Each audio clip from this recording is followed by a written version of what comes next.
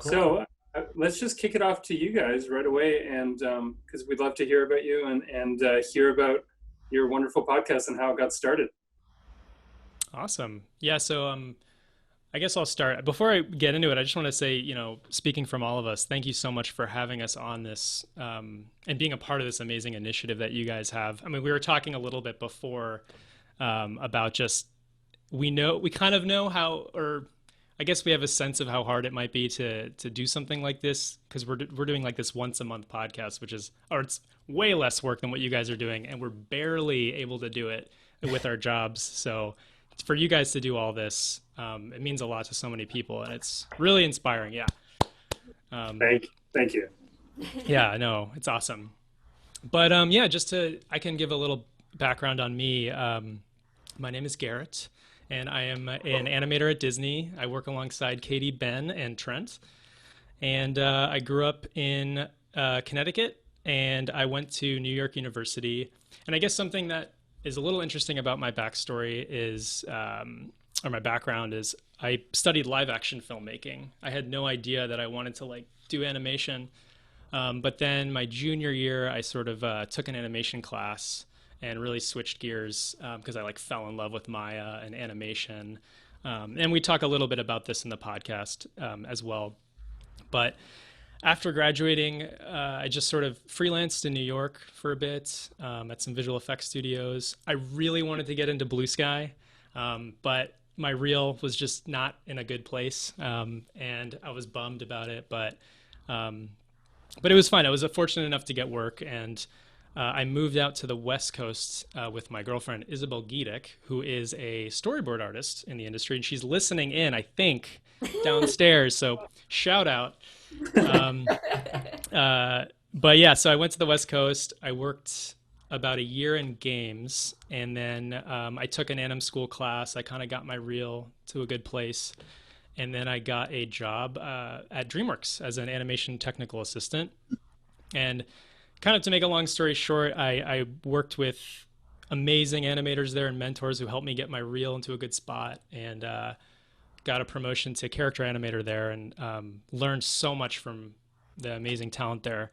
And now I'm at Disney with these fine fellas.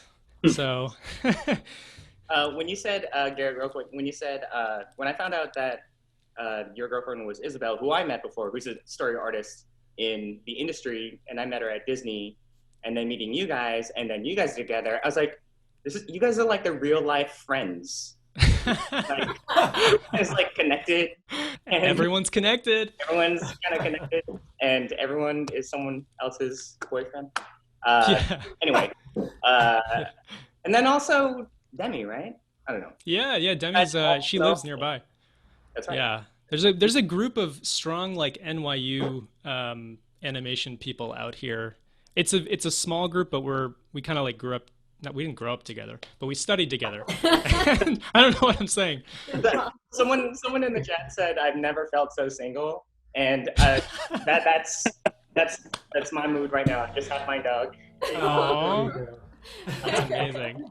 Yeah, never felt so single. That's so cool. Anywho, go ahead. Sorry. Anyways, You just say. yeah, no, and Katie's up. Yeah, I think I'm next, and bear with me because my journey has been like a little bit less direct and a little more all over the place. So, Which is to say more interesting. Not to rip Definitely. I mean, than mine. Offended, Ben. yeah, so for undergrad, I actually went to Harvard and majored, excuse me, in pre-med, and I was a history of medicine major, and I was totally sort of on the track to become a doctor. And then my junior year, another junior year switch, like Garrett, I took organic chemistry, and I didn't do so hot. There was one exam where I got like a C plus, and I was like, ooh, maybe this isn't for me. Maybe I actually hate being pre-med. And I remembered that my freshman year I had flipped through the entire course catalog, and there was this moment where I read that they had an animation class, and I remember being a freshman and reading that and saying, oh, that would be awesome. And then it happened to coincide with my choir rehearsal, so I didn't take it. And I like just totally shelved that idea. And then my junior year, when I was really bad at Orgo, I was like, okay, you know what? I'm gonna try animation. I'll do an elective. Um, and that was enough to get my feet wet and sort of spike my interest. And I remember coming home from the first class and thinking, actually, I think this is what I want to do for the rest of my life. So I had like very little drawing experience. In high school, I prioritized the sciences and mathematics and just like get into a good school. And I didn't take art. And in college, like I didn't take foundational art or anything. But I want to do animation. So I sort of felt like, okay, maybe it's too late to do 2D. Maybe it's too late to do CG. I had this false notion that I needed to study computer science to do CG, which isn't true. I thought that. So for me, what felt the most accessible was stop motion, because I just like, it seemed like the most bare bones medium where like you set up a camera and you can move object animation and animate a paper cut puppet or something like that. So I got my start in stop motion. And the program at Harvard was definitely like very loosey-goosey, like not a lot of specific instruction that would get one a career. So I was kind of on my own to figure it out. So I did like my own stop motion short with puppets, and I loved it, but it was definitely, again, like not something to get me a job. So after I graduated, I kind of had narrowed it down to entertainment, but knew I wasn't skilled enough to get a job in animation. So my first job out of school was actually to work as an NBC page in New York City. So I thought like that was a good job because it was just sort of an introductory job to the industry where I knew they would like rotate me around to different shows and departments. Because for some reason I thought, oh, well, any job in the industry is a step in the right direction. And once I was there, after a few months, I realized, oh, okay, this isn't really leading to animation. This is kind of leading to like the Today Show and news or late night comedy TV, and not really what I wanted to do. So I remember I actually saw Wreck-It Ralph and I saw Frankenweenie within a month of each other and realized, wait, I still really want to do animation. So I remember going home and Googling schools for animation, and I found SCAD. So shout out to the Savannah, Georgia people I saw in here. And SCAD appealed to me because they had an MFA program, and it seems like they were very career focused and also like open to people that didn't really have a background in animation. So I entered SCAD after the page program, met Ben on the first day. Oh. And while I was at SCAD, very much specialized in stop motion, but also had to take CG a little bit along the way, like took some foundational like modeling, rigging, character animation 1. So I got a little bit of CG. And while I was at SCAD, I worked on my stop motion skill set for like, I guess it was like 2-ish years, and then got an internship at LAIKA. So I did the stop motion internship there. Wow. And I'll be honest, I struggled in the internship. I didn't get a job offer afterward, and I was a little bit defeated. And I actually sort of decided after that experience to pivot into production management. I felt like, okay, I had the experience at NBC where I kind of worked in sort of a PA-like job, and I have animation experience. Maybe I'd be a really good producer. So I thought I wanted to be a producer. So at that point, I pivoted into being a PA at Blue Sky after we finished SCAD. And then Ben got a job. I'm skipping on your story a little bit. I'm sorry, I'm laughing just because somebody wrote Ben works fast in the comments. Let me clarify. It was a very respectful courtship. You know, I didn't pursue her that person. I don't know, Ben. It was, you know, don't worry. I think I remember that Friends episode. That's right. Yeah. Yeah, you all totally need to remake the opening with the fountain.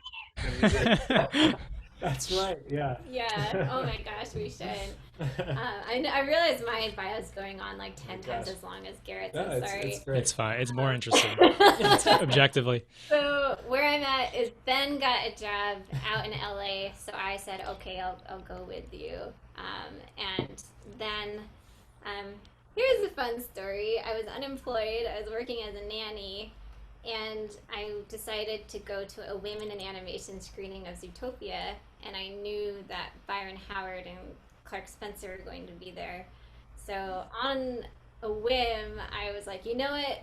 The panel's in 2 hours. I'm gonna write a personal letter to Byron Howard and print off my resume, and like, who knows? And luckily, the talk was small enough. There were like 12 people that I was able to grab Byron after, and like really nervously introduced myself, and I was shaking and gave him my letter.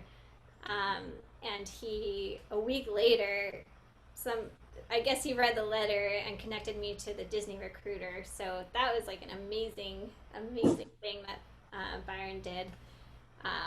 And then I interviewed to be a PA at Disney.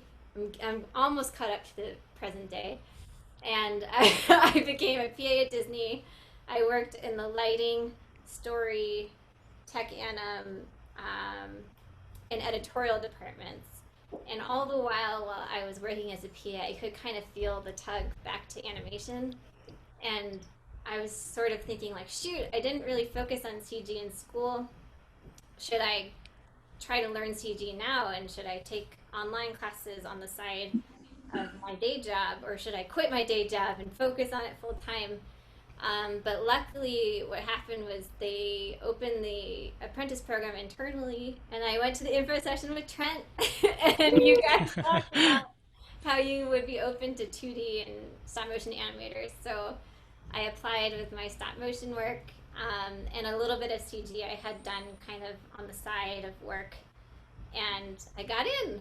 And so I entered the apprentice program. I boot camp, learned CG for like 4 or 5 months, just practicing in the program. They have you do tests like a dialogue, pantomime, etc. And then they kind of ramp you up. So we did crowds work on Frozen 2, and then finished up the program doing a few shots. And luckily got promoted to assistant animator, and that's where I am today. And work with you guys. Nice. I love that story, Katie. It's they're kind of like zigzagging. I mean, I think a lot of people in the Rise Up, community, and a lot of the talks is it's kind of eye-opening, because I think there's that misconception that you go to school and you get a job at Disney right after, and for 99% of us that is not the case. And I'm just going to give a shout out here to Katie, because I remember that so well. When we had met a couple times, we say hi in the halls, and we talked when you were working as a PA, and Katie showed interest in animation. She came to that info session, and then she just emailed me one day and said like, hey, can I come show you my reel and maybe get some thoughts and some notes? And she came by the office. We were in pre-production on Frozen 2, and she showed us her reel, and it was awesome. And it's kind of exactly the type of reel we keep expressing in our feedback sessions of. It was like personal. It was unique to Katie. It was like stop motion stuff.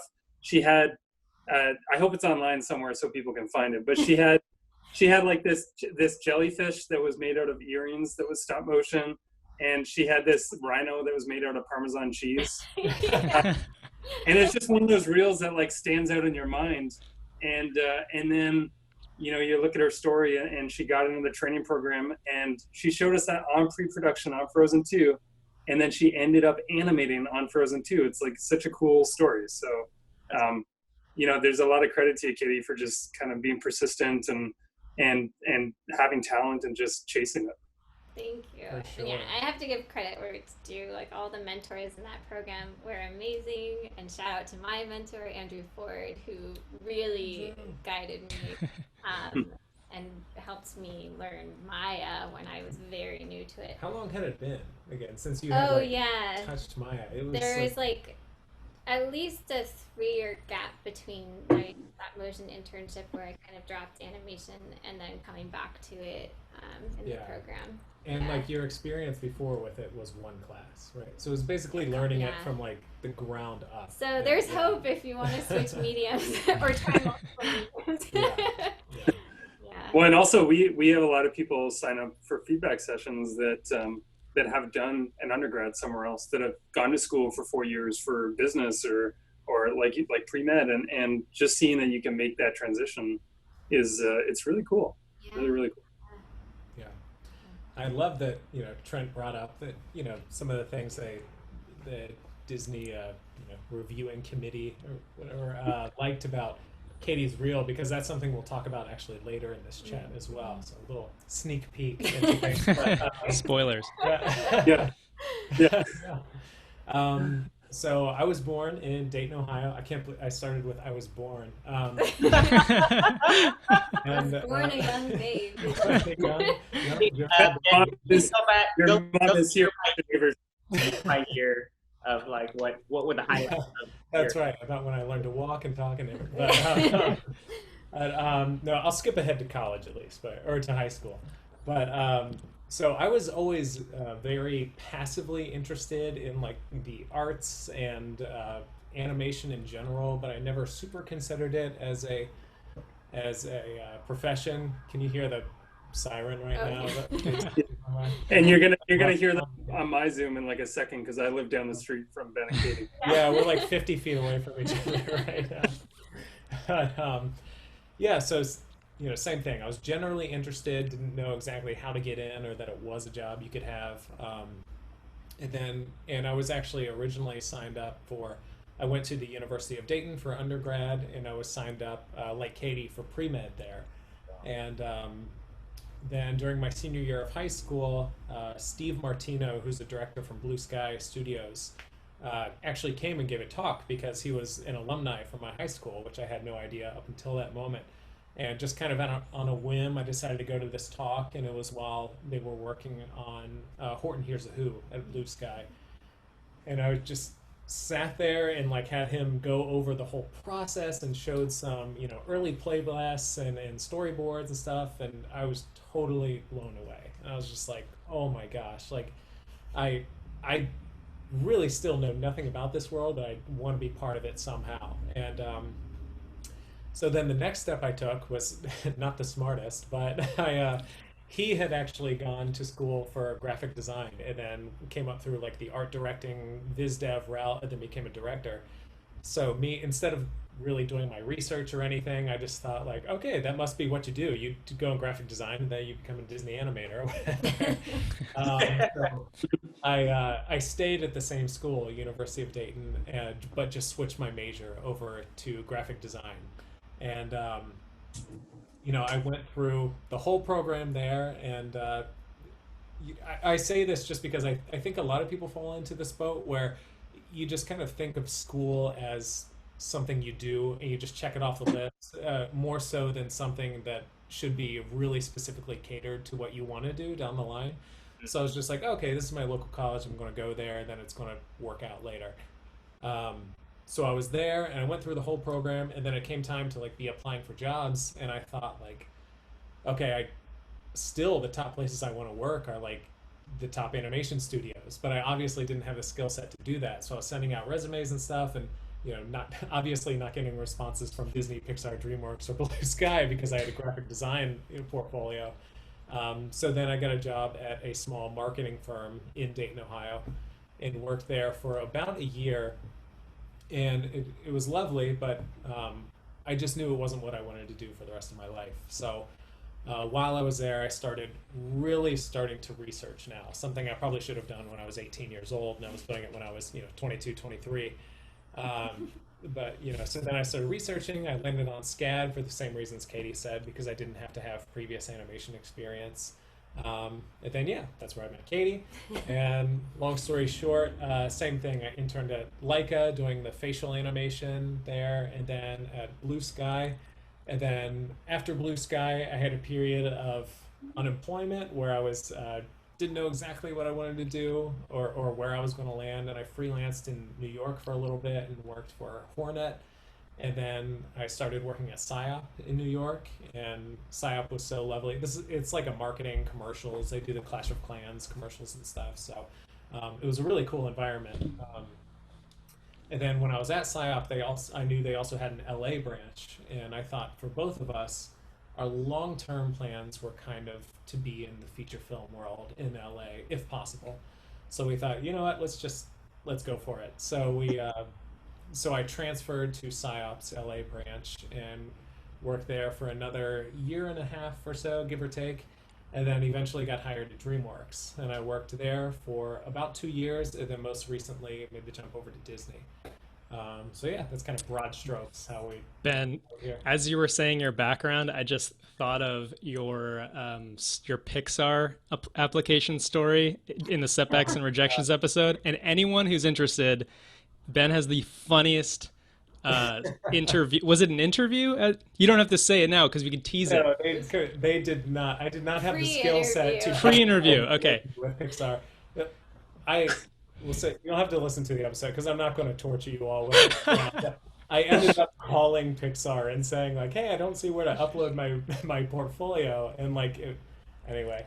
Which gave me away as like obviously having no idea what I was doing, that I was calling Pixar on the phone and saying, "Hello, Pixar, this is Ben. I'd like a job." Firm handshake. Yeah. So if there's anything to take from that, we all start very clueless, right? And I definitely went through.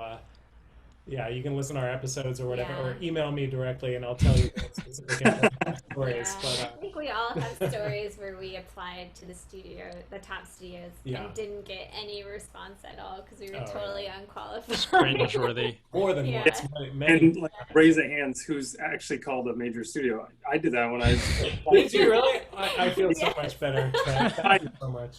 And hey, we've all like I like that you mentioned that kind of unemployment time there too, because we've all been there. Even after working for 2-3 years after school, we get hit by this like unemployment because there's no work, and you kind of have to like find ways to keep motivated through there. But yeah, totally, like you get a little desperate and you're like, I'm gonna start calling Pixar. That's right. Yeah, it'll work out. Yeah, as long as I have a firm handshake and maintain eye contact, I'm a shoot-in, right? Well, that's awesome. It's really fun for me to hear your stories because, like they all mentioned, I sit right beside Garrett pre-COVID. Oh yeah, I remember those days. Yeah, yeah. I was like his Wilson. I would like look over the wall. I don't know what home improvement is anymore, but nice reference. I like. Yeah. And I worked with Katie, and then I worked with Ben just for like a week before COVID hit. Right. So it's really fun to like hear your stories and see you all again. So why don't you tell a little bit about your podcast? Yeah, for sure. Yeah, so we started the podcast. It's called the Animation Happy Hour because we wanted to talk about all of these things that we've been talking about, like how do you break in, and it's such a nebulous and intimidating task to break into the animation industry. And we've all been through it relatively recently, and we've gone through the process of applying to these entry-level positions of the training programs, the internships, the animation TD position that Garrett did. So all of this knowledge is very fresh in our minds, and we definitely get a lot of people that, before we started the podcast, were reaching out to us and asking kind of the same series of questions. And we wanted to create a place that we could kind of point people towards to answer the biggest questions, like, should I go to an online school or should I go to a brick and mortar school? How do I navigate the visa process? How do I put together a demo reel? All of these questions that are really hard to kind of figure out on your own, we wanted to take a deep dive once a month and answer. So our podcast mission, like in a nutshell, it's to provide practical advice for students and job seekers and animation enthusiasts on how to break into all aspects of the industry. We're a little bit, just because we're CG animators, we're a little bit like sort of unconsciously biased towards talking about that, but we do our best to spread the information out to all disciplines and bring on guests from different disciplines as best we can. Totally. And kind of Katie touched upon this, but we release episodes once per month, and it's definitely, we try to make it very focused on like one topic. So I think Katie mentioned we went into like demo reels one episode, we went into visas another episode. I think our last one, like you said, was online schools versus brick and mortar.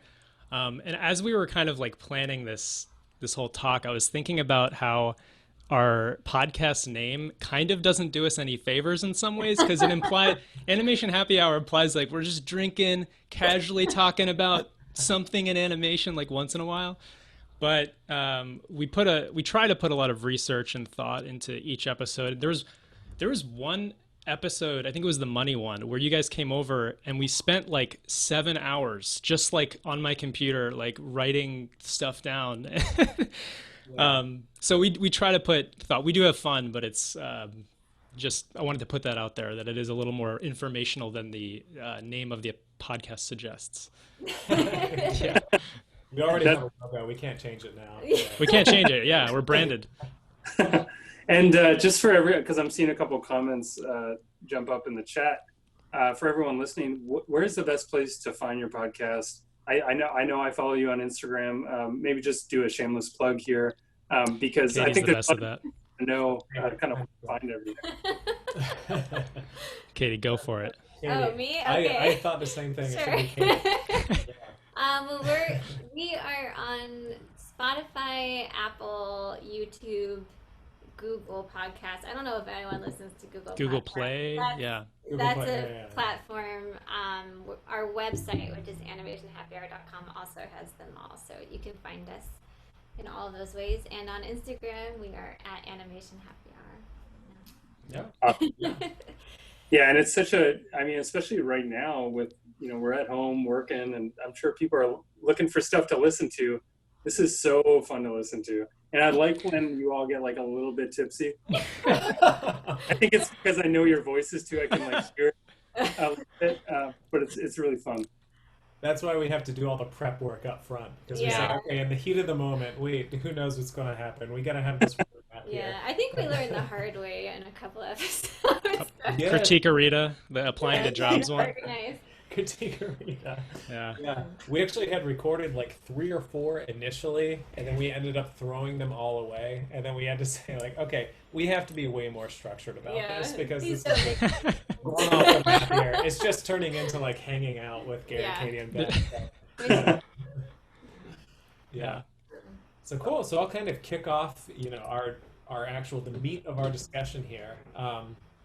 We wanted to give kind of a loosey-goosey, free-form chat, but also have it, structured so we can offer what we hope is, some valuable information to you guys. And one of the questions we receive most often from listeners or mentees is kind of a general one, and it's, what do you wish you knew in school that you know now, with the benefit of hindsight and some experience? And I'm glad Katie actually talked about part of our mission is to appeal or be relevant to a wide variety of disciplines. And I think specifically what we talk about tonight, we've tried to cater it in such a way that it will be relevant regardless of what you're involved with. Yeah. So with that, I'll hand it over to KK. Yeah, started off. So I'll clarify that a lot of these things aren't like nitty gritty, like study anatomy. It's kind of more like big picture advice that I think would have been helpful to me when I was younger. And the first thing I want to talk about is just that breaking into animation, it's going to be a marathon, not a sprint. It might take like 5 to 10 plus years to get where you want to go. And that's 5 to 10 plus years of focused study where you can really kind of take a deep dive and get mentorship and focus. So if you don't get your dream job like fresh out of graduation, that's okay, and that's totally normal, and it can just kind of be a journey. And like I'll just say, I don't think I've met anyone who studied animation, certainly not less than 2 years, who got a job, and I guess the average is a minimum of 5 years, because I know a lot of people who went through a 4-year program and then they weren't quite where they wanted to be after college, and they had to take additional schooling of some kind. So I would guess the minimum average is like 5 years, and it can take longer than that. So just kind of keep that in mind if you're in the beginning of your journey. I know it sounds daunting, but I can say it goes quickly. Yeah, like with Katie too, like I graduated from art school in 99, I think. I only went to a 2-year art school, and my dream job, like getting out of art school, was to be a Disney animator, or just at least work at Disney. And I zigzagged all the way through, like everyone's path.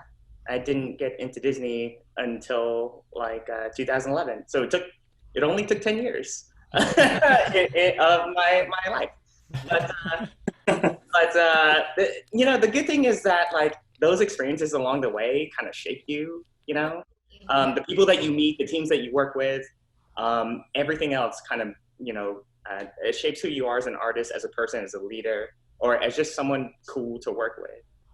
So I'm not saying it's going to take 10 years or 11 years for everybody, but you know, just kind of like every opportunity you get, you know, even if it's not your dream job in the beginning, I think it's something to sort of be grateful for, or just kind of take advantage of, like in every opportunity. So. Yeah. Totally. Well, Bobby, I'm so glad you said that, because I think every single person I've talked to who had kind of a winding route to their, you know, dream job or wherever they are in their career or on their journey, I don't think I've met one person who said like, I would rather have just gotten it right away. You know, pretty much everybody is so grateful to kind of, because you're right, it kind of makes you into the person you are. It teaches you what's a valuable work environment or a healthy work environment, what's an unhealthy one, and it just makes everything so much better. And I know that sound, that can be so hard to hear. Like when I know I wouldn't have liked to hear that when I was at grad school at SCAD and I saw my student loans piling up, and I was like, no, I just want to be, you know, at Disney or at, you know, XYZ place right now. It's a tough pill to swallow, but just, I say that to be encouraging more than anything else, that if you're not where you want to be right now, keep at it. It's okay. Even if it's more than 10 years, that's totally okay. You know, careers take all kind of circuitous paths, and ultimately I think you'll be thankful for whatever, you know, tough spot you might be in right now, or medium spot or whatever. Yeah. Also, our industry is kind of unique. I mean, it sounds like all of you kind of moved around for jobs. That's the thing I loved, you know, between like my time graduating and getting to Disney, which was that you could move to across the country, across the world, and get experience, get life experiences, which you know, that all adds to kind of the, like Bobby said, the uniqueness of everyone's backgrounds. So you can kind of look at it in a positive way of saying, I'm gaining all these life experiences before I kind of like settle in this dream job. Absolutely. Totally. And going along those lines, I feel like I forgot who said this or if we've talked about it or something, but I feel like every job, whether it's a job you really don't like or whether it's a job you really like, you learn something from it, you know, and sometimes it's not like the craft of your position. Maybe it's like how to say no or how to deal with politics or, you know, whatever it is. Like, I feel like every experience I've had, even the bad ones, I've learned so much. So you guys are making me thinking of that. Yeah. Yeah, I definitely don't regret any of my experience in production management. I really felt like I got a very strong idea of how the animation pipeline works and learned to appreciate what the other departments do and how important it is to collaborate across departments. So I absolutely feel like that has made me a better animator in the end. Yeah. It's a hard thing to see, I think, for all of us, like when you graduate and you just want to get that job so bad. It is like so hard to look at the bigger picture sometimes. I think we've all felt that, where you're just like, I'm not hearing back from Disney. I called Pixar. They don't want me to upload my stuff. You know, and so many voicemails. I don't know what's going on. or at least like, you know, like, I'm not sure if you guys will touch on this later, but just like rejection. I mean, like, I always like to tell people, like in 2009, I think I was trying to get into film. I applied to every single studio in Hollywood, and Pixar, Disney, DreamWorks, Sony, you know, and I got Blue Sky, and I got rejected for every single one of them in like 1 year. And Blue Sky even rejected me twice. I only submitted once. They sent me on smart. Oh my gosh. Just in case you were thinking about applying again, no, it's still a no. And I'm like, that's amazing. And 2009, I remember that was my breaking year of just like every single studio that I applied to like rejected me. And, you know, you kind of have that, it sucks. And then you take a week to feel shitty about it. But then like, if you really want to do it, you pick yourself back up and go, okay, what's the next bit on my reel that I can do to make it better, right? It's okay, I think, to feel shitty about it, and that's normal. But then after a while, the biggest difference is whether you kind of sort of pick yourself back up and kind of go, okay, what's next for my reel? What's my next step for it? But like, I think 2009, man, that was rough. It was like 2020, but like in animation terms, and I got rejected by everybody. That's so funny. I like to think with the blue sky thing, you got rejected once, you get your confidence back up, and you're like, here we go, I'm gonna do it again. That email pops up. Nope, don't even think about it, Bobby. Yeah, they would send you. I think they would send you messages too. It was like real mail. They would send you like rejection letters. It's like certified mail with a stamp on it. Oh my gosh. Yeah. Anyway, go ahead. No, it's so valuable to share that stuff. I think that's great because I mean, just for me sitting here, when I hear about Bobby, I'm like, oh man, that guy was like a rock star from the beginning. He was a blue guy. He was at Disney. He transitioned from animation to, you know, biz dev, character design. Like, so I didn't even know that. So it's so valuable to share that vulnerability, you know, with everyone. And we all go through this stuff, or the vast majority. So don't worry, you know, take heart. It happens to everyone. Cool. So going off of what Katie said before, when we talk about focused study, something we say a lot is kind of treat your education like a job, where it is so easy to, with kind of our culture of pulling all-nighters and seeing that as a good thing and stuff, is to ultimately be working really hard, but not in a super smart way, you know, where when we talk about, you know, it could take, you know, 5 to 10 years of really focused study, we say, like I said, treat it like a job, really focus on what are your weaknesses and try to target those and try to, you know, get feedback from trusted peers that are really talented or professors or mentors, and kind of taking a really active role in your education that way, rather than just, you know, anybody can just go to the studio and stay there till 4 a.m. and feel like, oh, I must have done something really valuable because I'm super tired now. But that's not the case. Sometimes it's a little more, you know, work smarter, not harder, if that makes sense. And, you know, I've said it 3 times now. Treating it like a job, I'll stop saying it now. And just be structured and methodical with it. Absolutely. And I know we've kind of touched upon this just earlier with everyone's stories, but don't beat yourself up. We'll get into like mental health and stuff, but it is so easy to get into a place where you're negative on yourself and you're comparing yourself to other people. That's like personally something that I have to like work on, or I had to work on, especially of like, oh man, this person is now an animator at Blue Sky, and you know, I feel like I've been working hard and my reel's just as good as them, and it's so unhealthy to think like that. And I remember, you know, after graduating New York University, I was like, so I think people can relate to this, hopefully, but like so focused on being an animator at Blue Sky and obsessed with the idea, which is ridiculous because I had like less than 2 years of experience in animation ever. Like I just learned it and I was like, I should be a Blue Sky animator.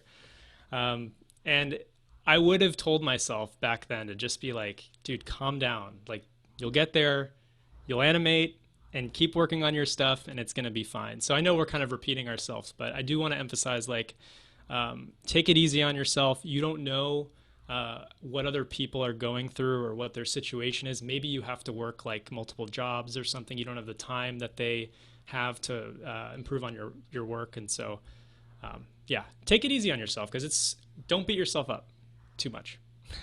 Garrett, that's such a good point that I don't think a lot of people talk about. And it's something, if I can share quickly, that's something I went through right from college to applying, you know, to Disney's TELDEV program. I applied 3 times a year, you know, every time they open it for like 3 to 4 years. And I got rejection letters every single time. And I beat myself up because I was like, I don't get it. I'm working, I'm like doing personal shots.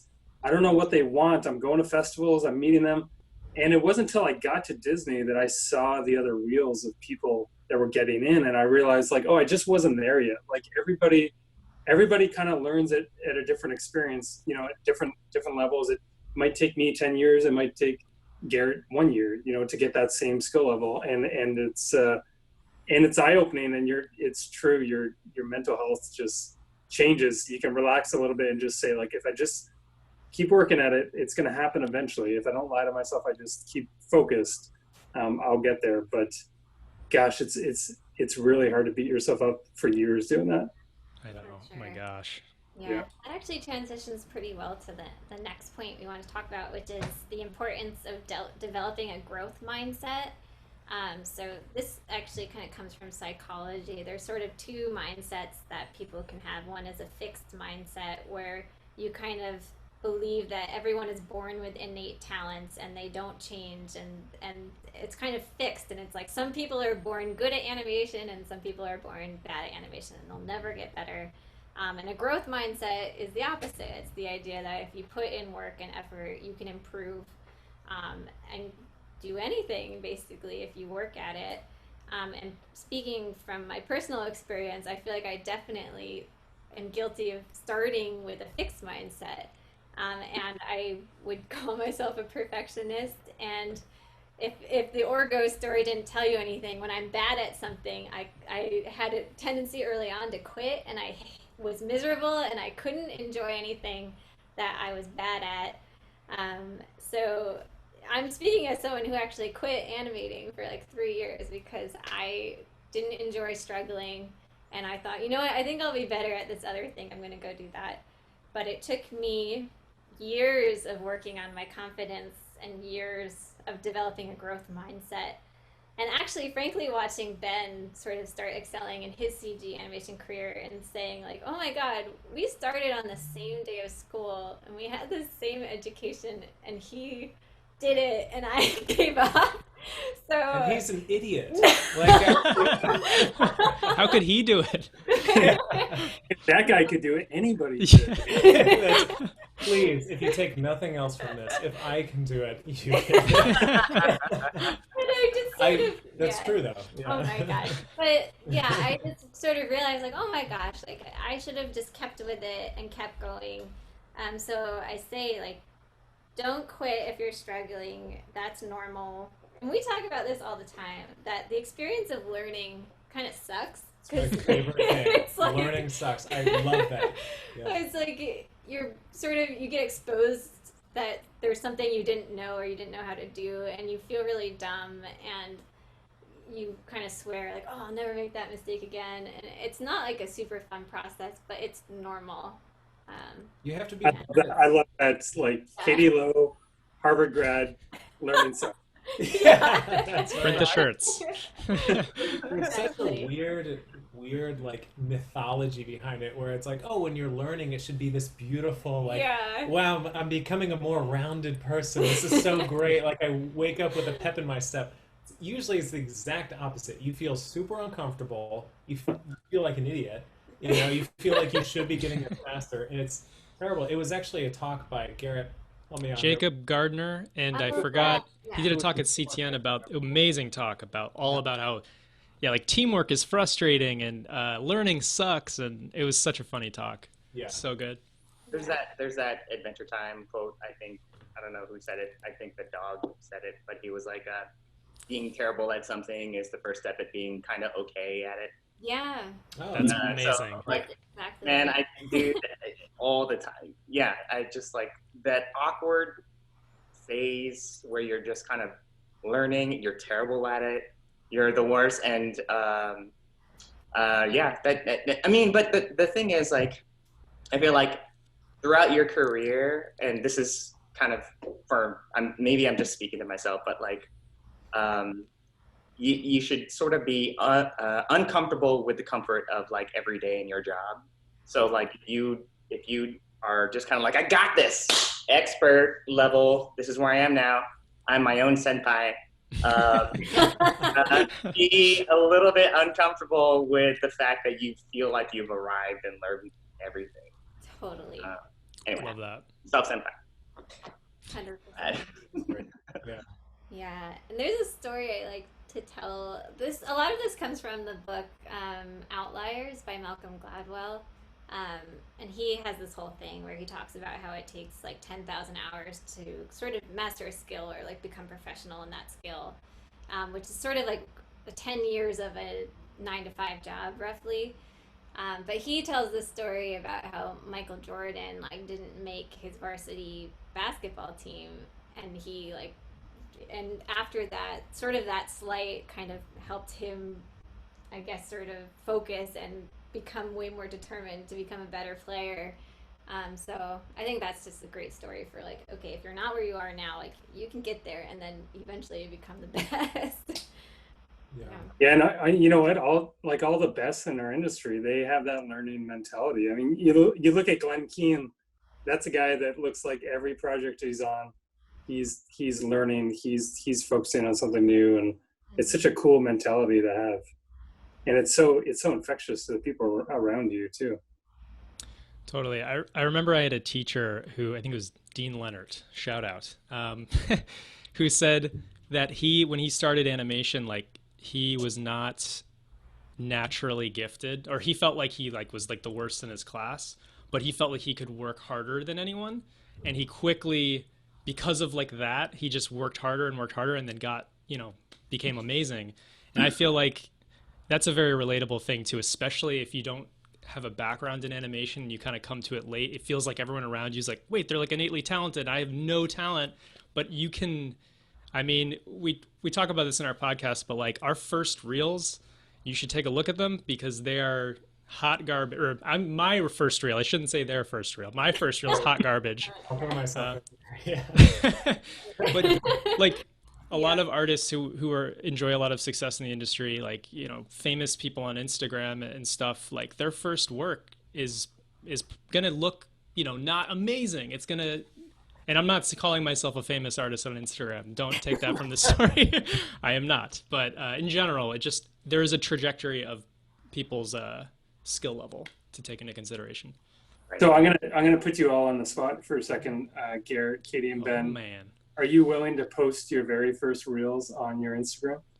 Oh, yeah. On the Definitely. Instagram, that's a good. Yeah, we'll have to do that. They are online, and we have Oh. some on our website. But we yeah, can we'll have to do it to our post to the Instagram. Insta. I know the Insta post, we're doing it. Yeah. I would love to challenge you to. That'd be awesome to see them. Yeah. I would definitely Don't fire me, Disney, after seeing it. Sorry. Your offer has been retracted. Yeah. Related to this topic, another way to phrase this is strive for most improved player, like Yeah. at all times. When I entered the apprentice program, I was the only one who didn't really have a strong CG background, and I was terrified because everyone was coming from like these really good online schools or like Ringling or really great backgrounds. Some of them had already worked in feature, and I was like, oh my god, I don't even understand the graph editor. But I remember I like wrote down this list of like all of my reassurances and ways to like talk myself down and like not have anxiety, and just one of them was strive for most improved. Like that's all I can kind of look to do at the end of the day. Is like, I don't know if I'll be the best, and who cares, but I'll strive to do the best that I can and try to be most improved. That's awesome. I love that. That's great. Totally. We're all looking at our notes here. Yeah, we have an outline where Yeah. we like, Yeah. we're looking Oh no, at I thought it's all because we had a tier. Like, Crying. You know, I'm glad you talk about that because really, I don't know. I love hearing that stuff because then speaking for myself, when I made the transition it's always scary, no matter like Yeah. what stage you are in your career, if you're ever making a change, ever going for anything. This kind of goes with what Bobby was saying about, you know, strive to maybe feel a little uncomfortable. Maybe that's a good sign. So I remember when I was coming from DreamWorks to Disney, they animate in two totally different softwares. So I was like, oh my God, I haven't touched Maya in like over 2 years. I'm freaking out. I couldn't sleep.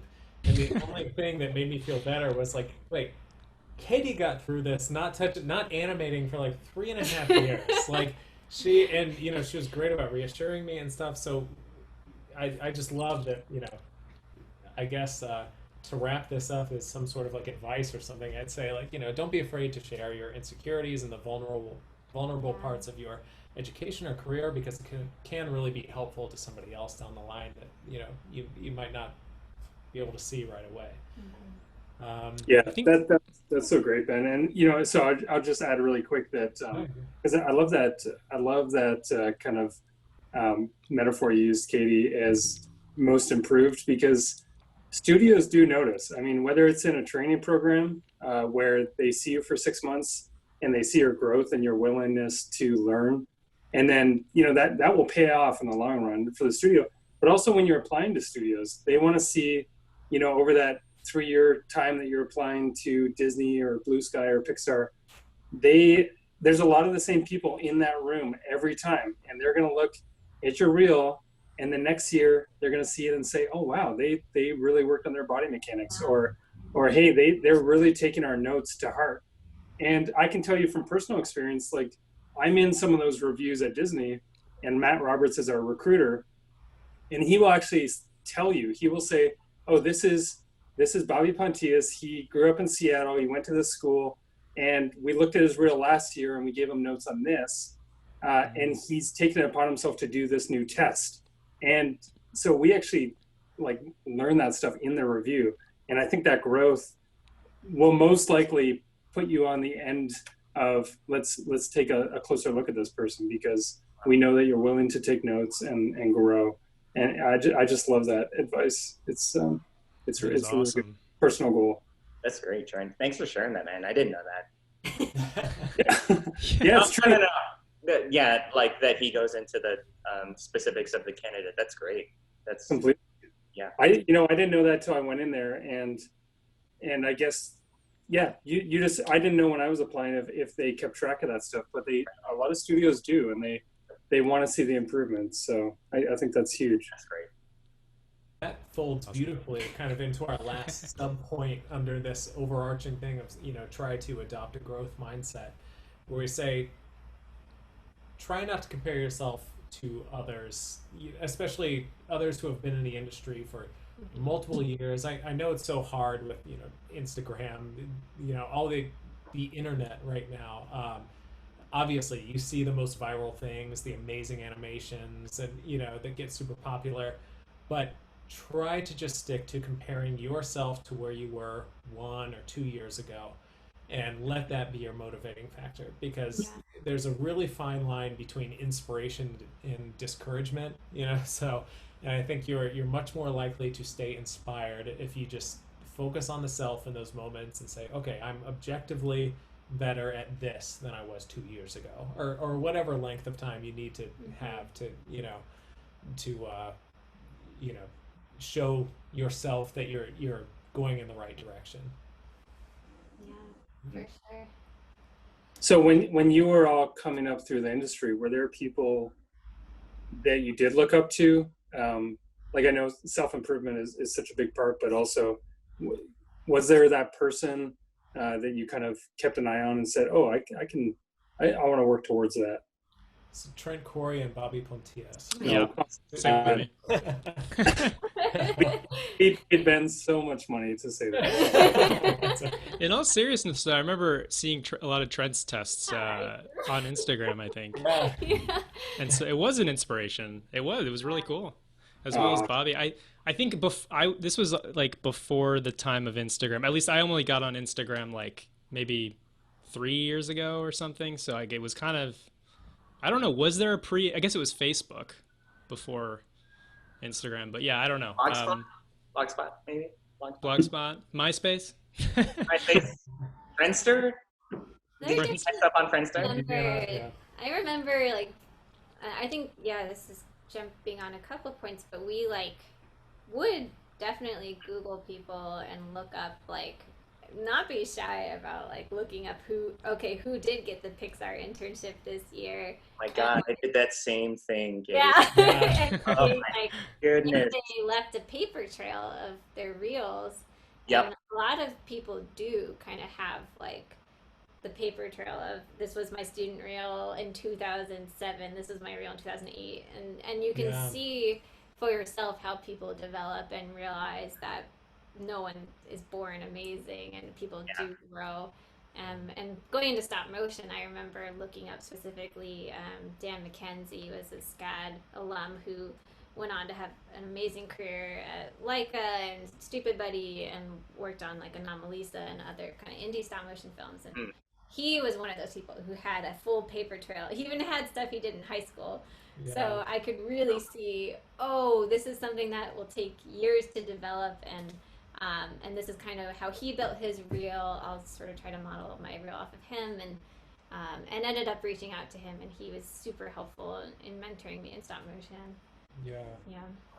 One of my main people, I guess, reflecting on this was Ben Willis was a big one. He's a supervising animator at DreamWorks, and great guy.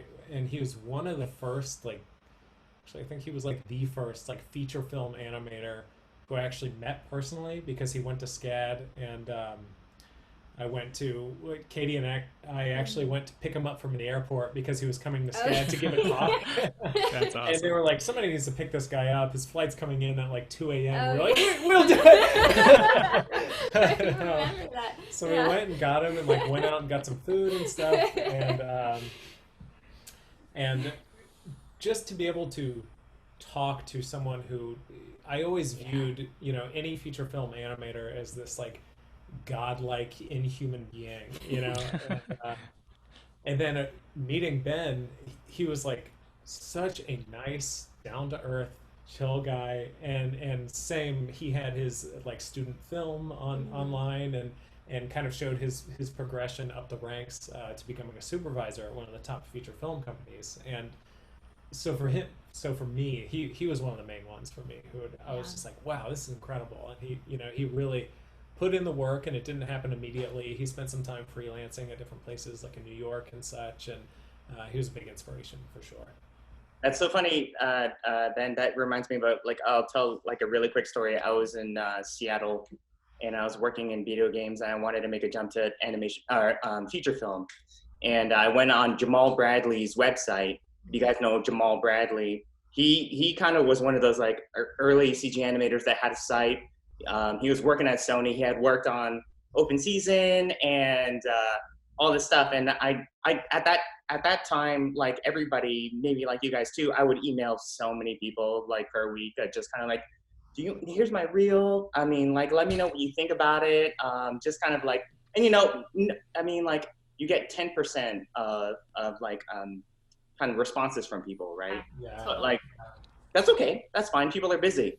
But I remember like doing that to Jamal. I just emailed his address on his site, and dude straight up cold called me, and wow. And he was like, "Hey, yo, man, what's going on? Hey, That's awesome. This is my best Jamal impression. Yeah, man. So I'm gonna call you, talk about your reel." And just like during a lunch or something like that, because he was at Valve working on I think Team Fortress 1 or 2 or both of them, and he straight cold called me, and he was like, okay, shot number 1, the body mechanics and frame 46 and that kind of stuff, you need to kind of work on that stuff. And then at the end of the call, which was kind of like 10-15 minutes going over specifics, he was like, but if any of this doesn't make sense, just let's meet up for lunch in W or something like that. And we could go over it, and I'll go over your reel. But and this was a message that he left me. And then we met up for lunch like the next week in Washington. And then after that, he went off to work on Tangled. And then I think he worked at after Tangled, I think he worked at DreamWorks for a couple of years. And then I think he moved back to Washington. But just the kind of, you know, he stands nothing to gain from this except to help someone improve, you know. It's so cool. Yeah. I feel like there's so many, we talk about this too, of like, you just reach out to some animators or some people that you're looking up to. You might find that they do stuff like that. They will look at your work, and it's a really good tip. I mean, you obviously don't want to be annoying necessarily and just like spam them, but I think generally people are pretty generous. Yeah. Yes. Yeah, and and I'll just add to that, because Ben, what you said really kind of rang true for me too. With like, as when you're a student, you kind of put these professionals on a pedestal, right? You kind of like, you're like, you look up to Glenn Keane, but it's so far out of reach that you're like, how am I going to get there? And I remember, and I hope she doesn't mind me putting her on the spot, but I remember like looking up to Brittany Lee's work, who's amazing. She's amazing. And like, I'd found out she got a job at Disney, and you all in the chat probably know who Brittany Lee is. And I remember like going through her blog spot, and the great thing about blog is it's all archived, right? So I could go back to like 2006 when she was in like coming out of high school, and I noticed like her work is just like everyone else's in my class. Like there was no difference, and then she really just worked on it, and she's one of the best biz dev artists in the industry now. But it was so cool to see her, like her growth, all like on her blog spot, which is probably still live if you want to go check it out. Awesome. And it's just like, I always found that you could look up to Glenn Keane or James Baxter or whoever you want, but if you found those like smaller stepping stones, like, oh, here's someone that's just graduated and they're over working here, like maybe I can work my way up there and then jump to the next one. And for me, it helped just finding those like smaller steps, because it's just so feels, when you look at Glenn Keane stuff and you're like, that is so unattainable. And then there's always like I'm sure we've bumped into these too, with like, there's just some people. I remember Jen Hager's animation reel came out when I was in college, her 2D animation reel, which is still online. And I saw it and I was like, she's just a freak of nature. She's always been good. You know, it's like there's some people, you will come across people in the industry that are just that small, tiny percentage that are just amazing. And they probably still work to get there really hard, but don't let that like push you down at all. Yeah. It's awesome. Absolutely. For all of this, what we're talking about, actually, again, we're not planning this, but leads into our next It's all off the cuff. So we wanted to talk about our next point is broadly titled "Ask for Help and Get Feedback." And first, I want to talk about, since animation is a craft that takes years, to get good at in most cases, it is so important to seek some sort of mentorship if possible. And, we want to say, it may sound obvious, but you don't know what you don't know, right? And so, especially when you're just starting out, I can definitely speak from my experience where I just had this passion for this thing, and I was very insecure, so it's very difficult to reach out to people and get feedback. But if possible, really put in that work, like Bobby, contacting all these people, and then he ended up getting, of all people in the world, Jamal Bradley, like, a titan in the industry, to reach out and be like a confidant for him, or a mentor in a sense, is so valuable. And that's part of the reason we are so humbled and honored to be on Rise Up Animation right now, because we think this is such an amazing resource for people out there. And definitely, everybody listening, take advantage of this if you have the time and, the ability to do so, because there's never been anything like this before, right? And honestly, just being able to bounce ideas and your work off of people who are currently doing it for 9+ hours a day, nothing is more valuable than that. You can work your butt off for weeks at a time, pull all these all-nighters, which you shouldn't do, but anyway, you can do that. And it's not going to be as valuable as getting a really trained, senior eye on it, who can really pick up on what's working and what isn't. Yeah, I was definitely the type of student who was self-sufficient, and I wanted to figure it all out on my own. And I was very book smart, and I hated asking for help. I thought it was like a sign of weakness, and I very rarely, in high school, would ask teachers for help. And I started to in college because it was a little bit more the norm, but definitely animation taught me you have to get help, and you have to reach out to your professors or your mentors or the online school teachers and get as much feedback as you can get, because on any given animation assignment, I probably get hundreds of notes, and you just need to get as much as you can to get better, because like Ben said, you don't know what you don't know, and somebody else who does it professionally or who has done it for decades or years, they can pick up on it right away and help you improve so much faster.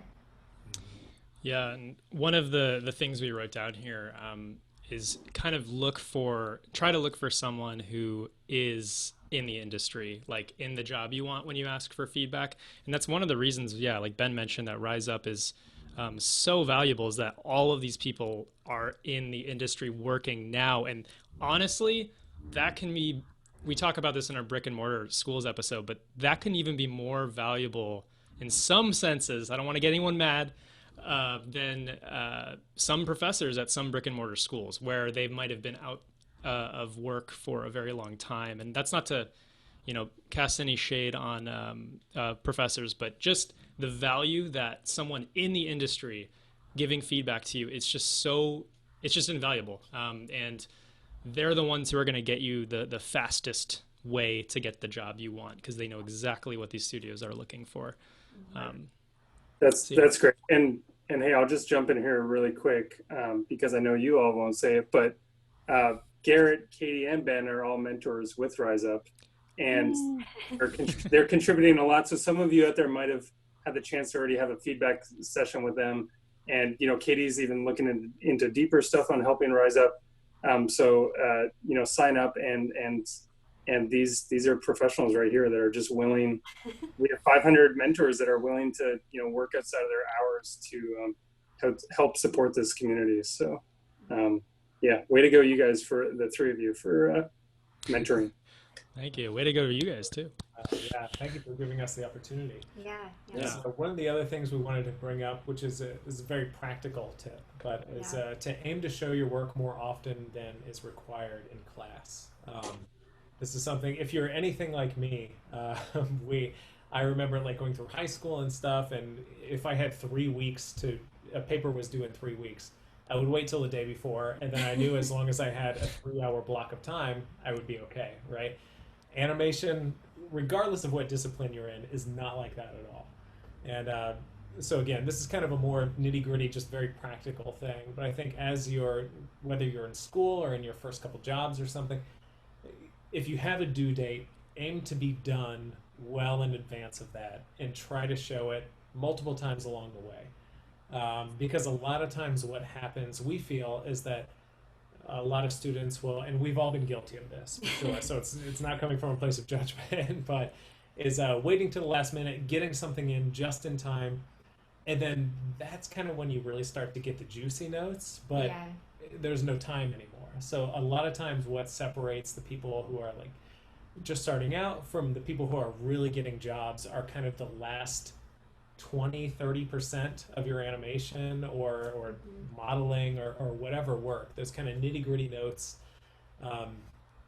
So if you're able to really dive into things and be proactive, ultimately you will learn much faster than other people who are just getting their stuff in at the last minute.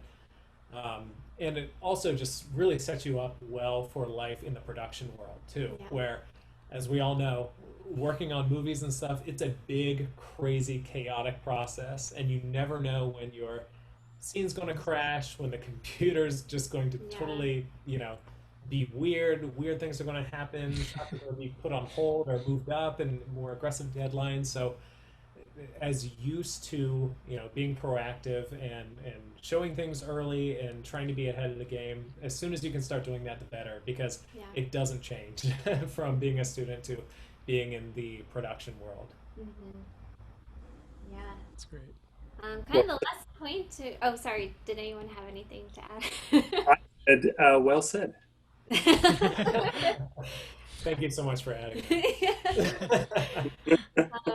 The last point to round this topic out of like get help and get feedback is, and I want to word this as positively as I can, and this should go without saying, but please take and implement the feedback you receive. Like if you do reach out to an artist, it's likely that they spent hours kind of looking at your work and thinking through the feedback to give you and figuring out the best way to deliver that feedback.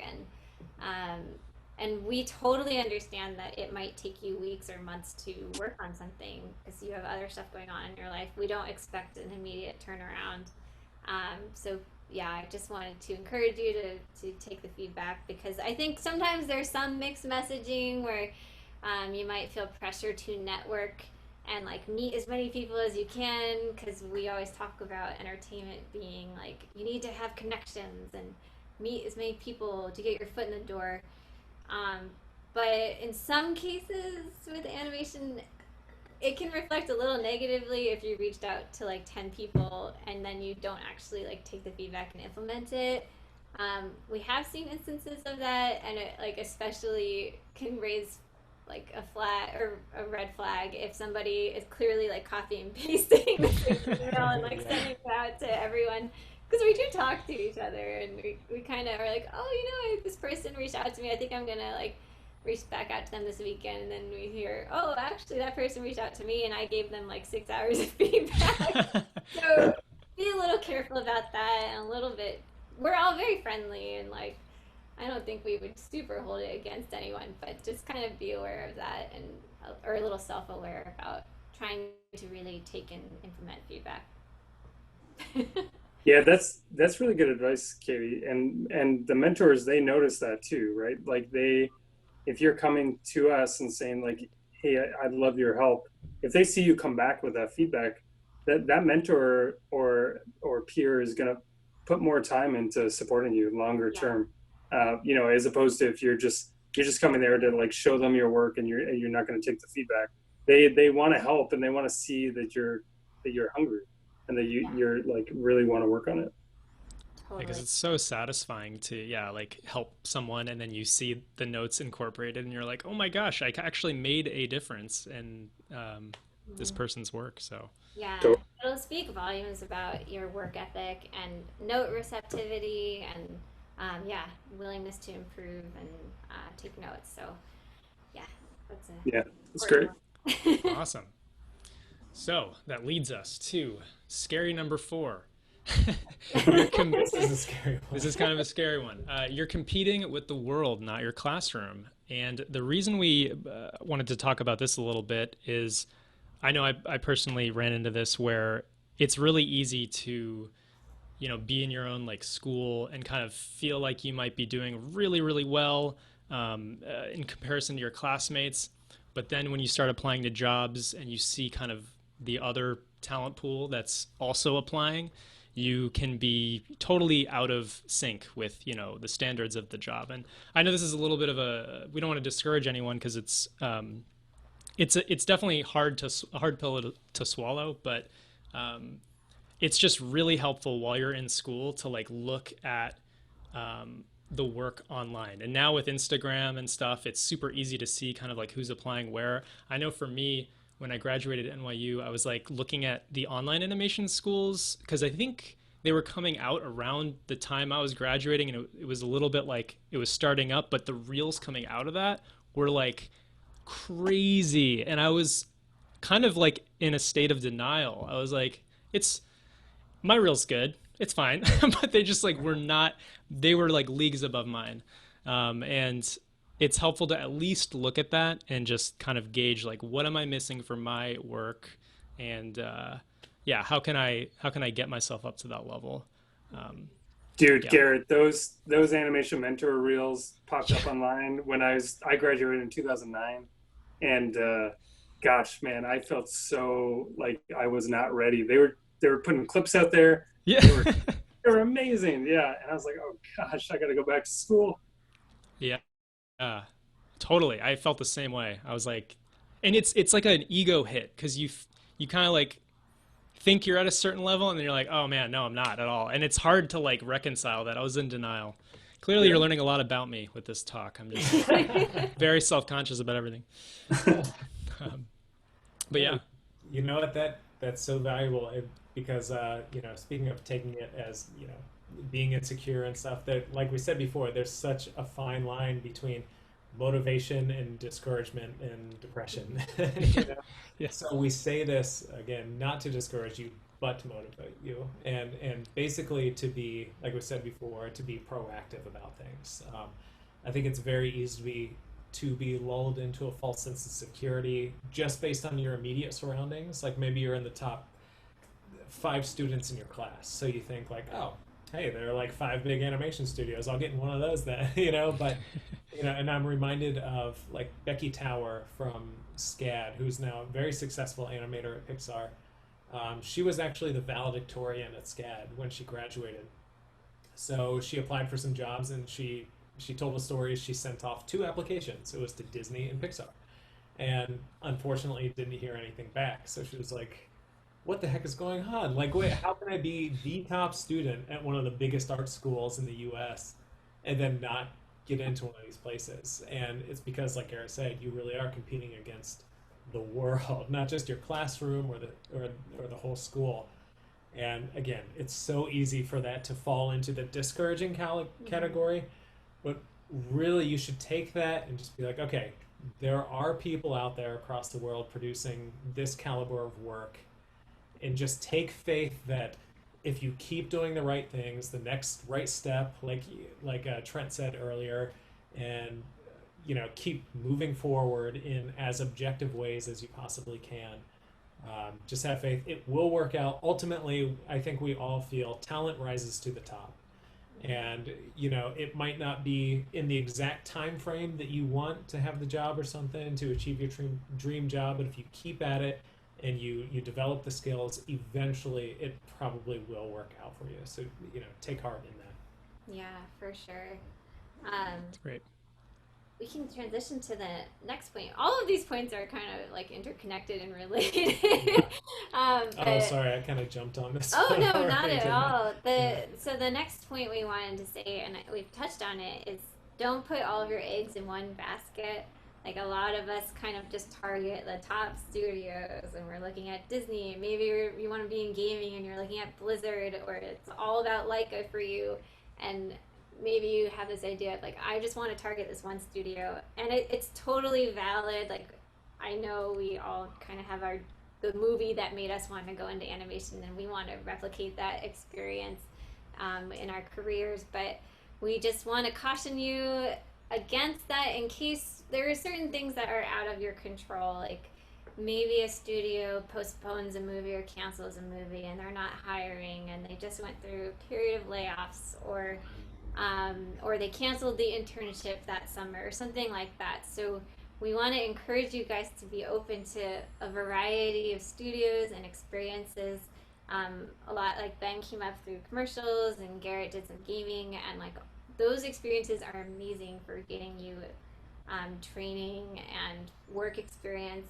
And yeah, just be open-minded, and it's entirely possible that you might get like a better job offer at a smaller studio, where maybe you get better pay, better benefits than you would at your dream company. Or maybe you go to your dream company and it's 3,000 miles away from your family, and you realize, I would rather live closer to my family, and this isn't exactly what I wanted it to be.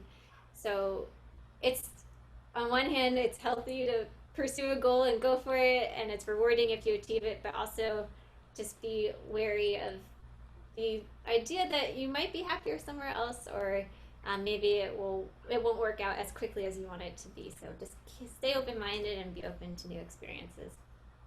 Yeah, okay, just to add to that really quick, because I love that point, is like the smaller studios, sometimes there's more opportunity to grow, because you're coming out of college and they want you to animate and rig and model, and maybe you're working at a commercial house and you pick up more skills along the way. And you might think when you're graduating college that I want to be an animator, but upon trying new things, you might want to be a rigger. You might find like a new interest. Just because you focused on that in school doesn't mean that's what you're going to do the rest of your life. So I love that idea of like those experiences really do help shape you. Yeah, that's great. Awesome. I'm reminded of Pierre Perifel from DreamWorks. He's a director there. He was a past head of animation. And I remember he had an interview recently, I forget what it was on, but they were talking to him about advice for upcoming students. And he said, don't worry about like getting your dream job right away. Like, explore a little bit. And this is a guy who got into DreamWorks, his dream job, very early, and, rose the ranks and has done incredibly well. And he was just reflecting on the fact that, in doing that, he might have missed out on some opportunities to explore a little more, even though he's doing incredibly well, and a lot of people would kill to be in his position. So I thought that was so impactful that, you know, even some of the top dogs at the top studios are like, you know, take your time. You know, life is long, careers are long. You know, don't be in a hurry to settle down right away, and don't be discouraged if you're not exactly where you want to be right away. Yeah, that's great. You think Bernie Madison like thinks that he's? Yeah. If you all don't know who Bernie Madison is, I think he started working at Disney when he was 16, and he just celebrated his, was it 80th? I think it was. Oh my gosh. No, it could be 80th. It had to be 6th. Yeah, it has to be 60. He's not like 12 years old, right? I think he's in his 80s. Maybe. Yeah. Okay. He is Disney's longest employee, not just animation, but the Disney company. He's worked at the company for over 60 years. Wow. Crazy. Yeah. Nuts. Crazy. Yeah, so the last point we kind of wanted to say under this was that, you know, along the lines of not putting all of your eggs in one basket, or targeting a specific company, is that this is something I feel super passionate about, is that what's most important is you have to take a lot of joy in your craft. And because there's a lot, like Katie said before, we can't control about production schedules, if a company's hiring or laying off people or what's going on.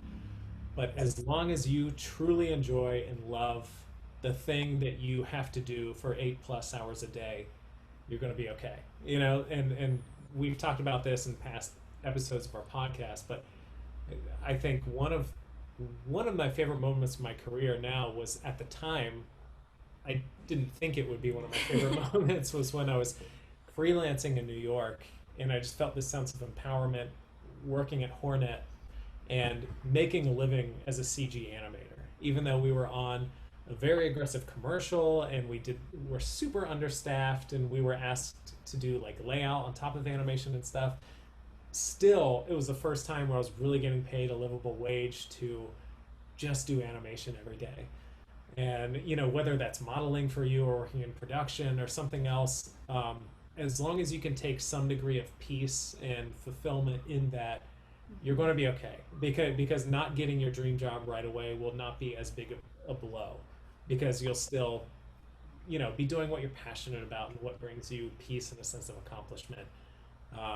So yeah, make sure, I guess another way to say it is, make sure you're in the industry for the right reasons. And it maybe shouldn't be just that you have a particular name on your resume. Maybe it's a little more about the craft or whatever it is for you. But yeah, that's such a great tip, and that's such a good tip. And I have to like just tell you this quote that kind of changed my trajectory when I came out of school. I was coming out of school and I was making demo reel pieces, meaning I was like trying to make a demo reel to get a job. And someone, and I wish I could tell you who it is, but I forget, like told me, and this stuck with me to this day, is enjoy the process and the outcome will take care of itself. And as soon as I switched my mentality from don't create a demo reel piece, create a piece of animation that I'm passionate about, then that's when I started landing jobs. But for some reason, it didn't click until that one sentence of like, just enjoy the process and the outcome, you know, the product will take care of itself by the end. Yeah, because otherwise it's not worth it, right? If we're just like hating, we're like, oh, I have to make this demo reel, and you know, you're just dreading going into Maya, it crashes, and you're like, you hate what you're doing. It's like, it's a really good point to bring up, because I think it's easy to get into those ruts of like, oh, why am I animating this thing? It's horrible. Totally, yeah. And you're not passionate about it. I mean, you might be doing a walk cycle because somebody told you have to work on body mechanics, but is that the thing you really want to work on and are passionate about? Totally. Yeah, I think it's worth maybe skipping a point and going to we have a point, which is elevate your voice and let your voice shine through. Yeah, it's exactly in your what work, and this is oh yeah, kind of came up organically, and oh, I'm actually not slated to talk about this. Good. So you Whatever you were about to say sounds great. Go for it. I was just gonna say Going that off script here. I think a lot of the like entry level programs, like the Disney Apprenticeship or Blue Sky internship, they will look for idea people rather than like super polished people in a lot of cases. So let your ideas shine through in your work. And the studios will take you on because they know they can train you to get more polished skill set. And if you're an animator, work on mechanics, or if you're a storyboarder, they'll work with you on your camera skills or something. But I think the ideas are like what really shine through in a reel review. So I think, like we've talked about this before, having the switch between what you were just saying of I'm trying to build a reel. I see what everyone else is doing. I'm going to try to copy what everyone else is doing. To switching instead to what am I passionate about, and then that kind of shines through. I think you can start to feel people having fun with their work, if it's really their genuine personal idea. Yeah, it's kind of. Sorry, were you going to say something, Trent? You know what? How did you know that? I was just thinking it. I was like, oh, Yeah. thinking. You know, we spent that 1 week in the building together, and I just feel like we Connected.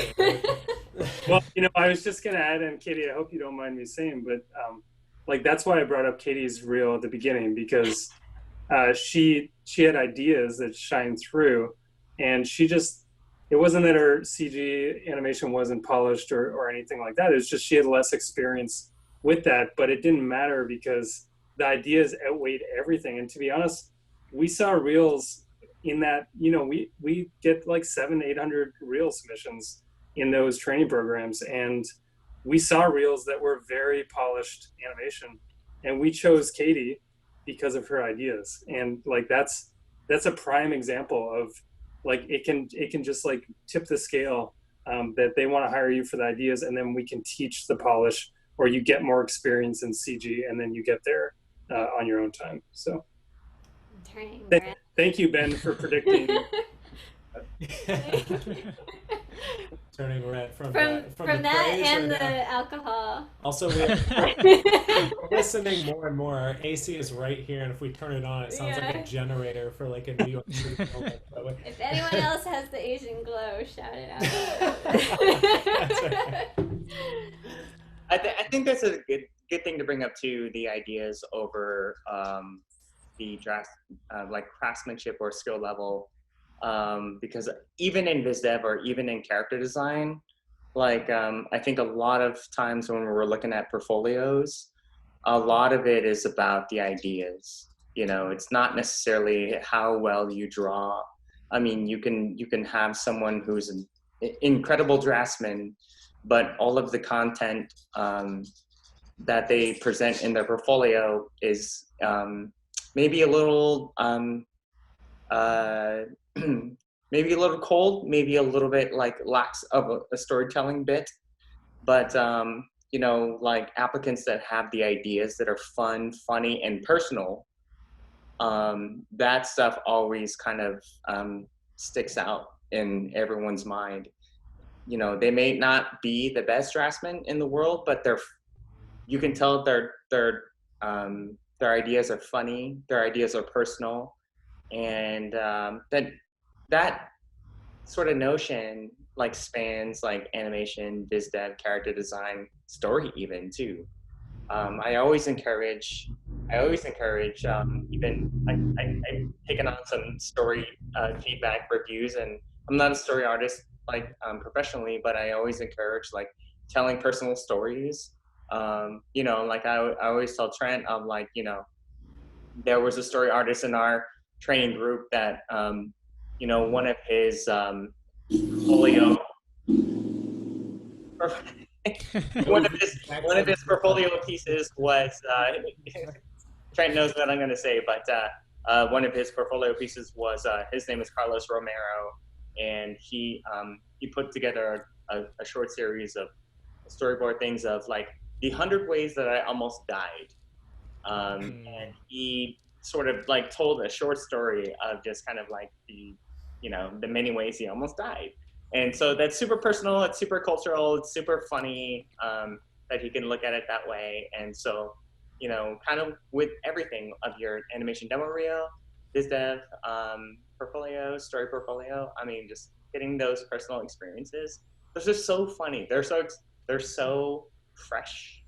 and they're so original, and they will make you stand out as an artist, even in the face of 800 portfolio submissions. Yeah. And would you guys say that, do you think it's easier to teach that technical, polished like stuff over something like teaching, you know, how to elevate your voice? Because I was just thinking about that. I'm like, you know, with Katie's story with her reel and having such good ideas, I'm Yeah. sure Trent, you were thinking like, oh, well, she has great ideas and we can just introduce the like technical stuff and like help her with that element, but the voice is like really important probably. Totally, Garrett. Yeah, you know what? If we had Jorge Ruiz here right now, he would say, "You can't teach life, bro." That's what he would say. You can't teach life, and it's true. I mean, those world experiences, those, you know, for all of you have unique journeys here, and everyone watching has unique journeys and backgrounds. What, you know, wherever they're from, whatever school they went to. I think that's what we're looking for, right? Yeah. Uniqueness. Yeah, I mean, we have everyone from every corner of the world here, and I would encourage anybody, like whatever discipline they're in, to lean into your own life experiences and your own life culture and the people that you know, the crazy people that you know. Lean into that, because I love seeing that. I love it so much, and I get to learn a little bit about like your culture. You get to introduce other people. You get to introduce Hollywood to your culture, which is valid. All that's valid, and it's right on brand with Rise Up Animation, because like we're all about like, man, tell your stories. Yeesh. Totally. Anyway, Totally. go ahead.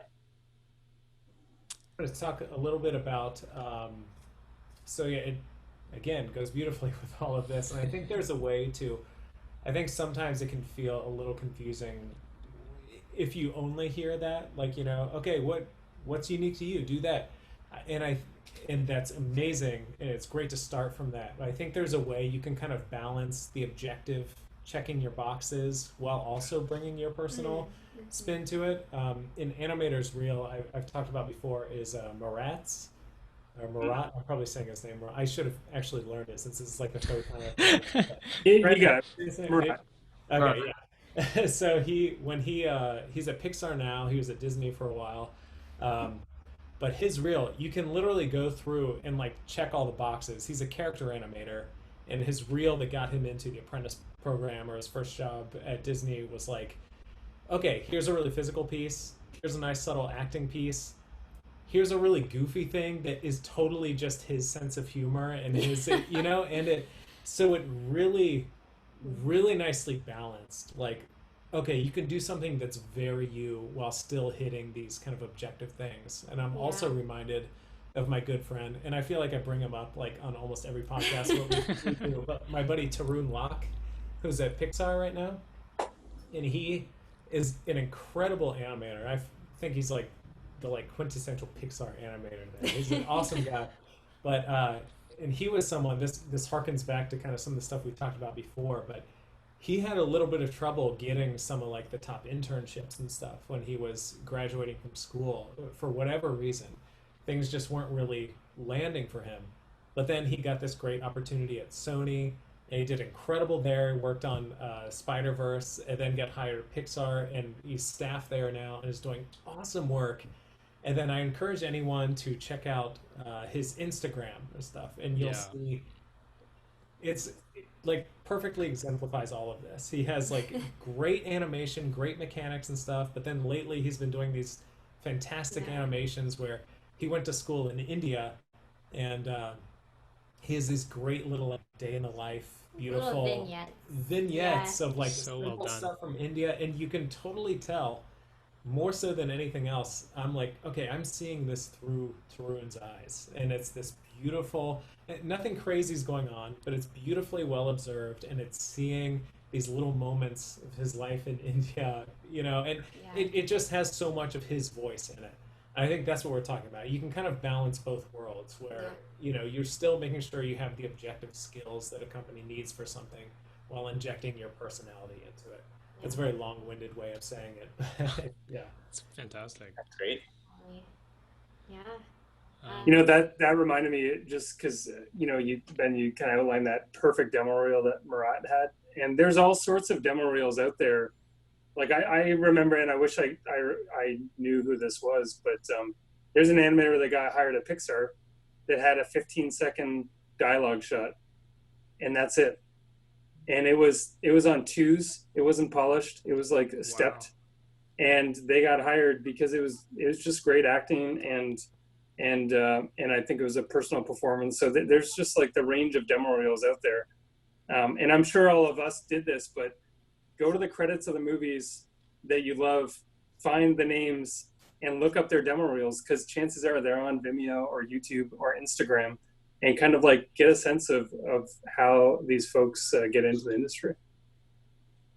Definitely. And I think in this kind of parent topic of elevating your voice, one other practical thing that might be helpful is just remember to speak up in meetings and speak up at your studios, and not in a respectful way. I think there's a tendency when you join a big studio or any job, when you're first starting out, you're nervous. You don't want to step on anyone's toes.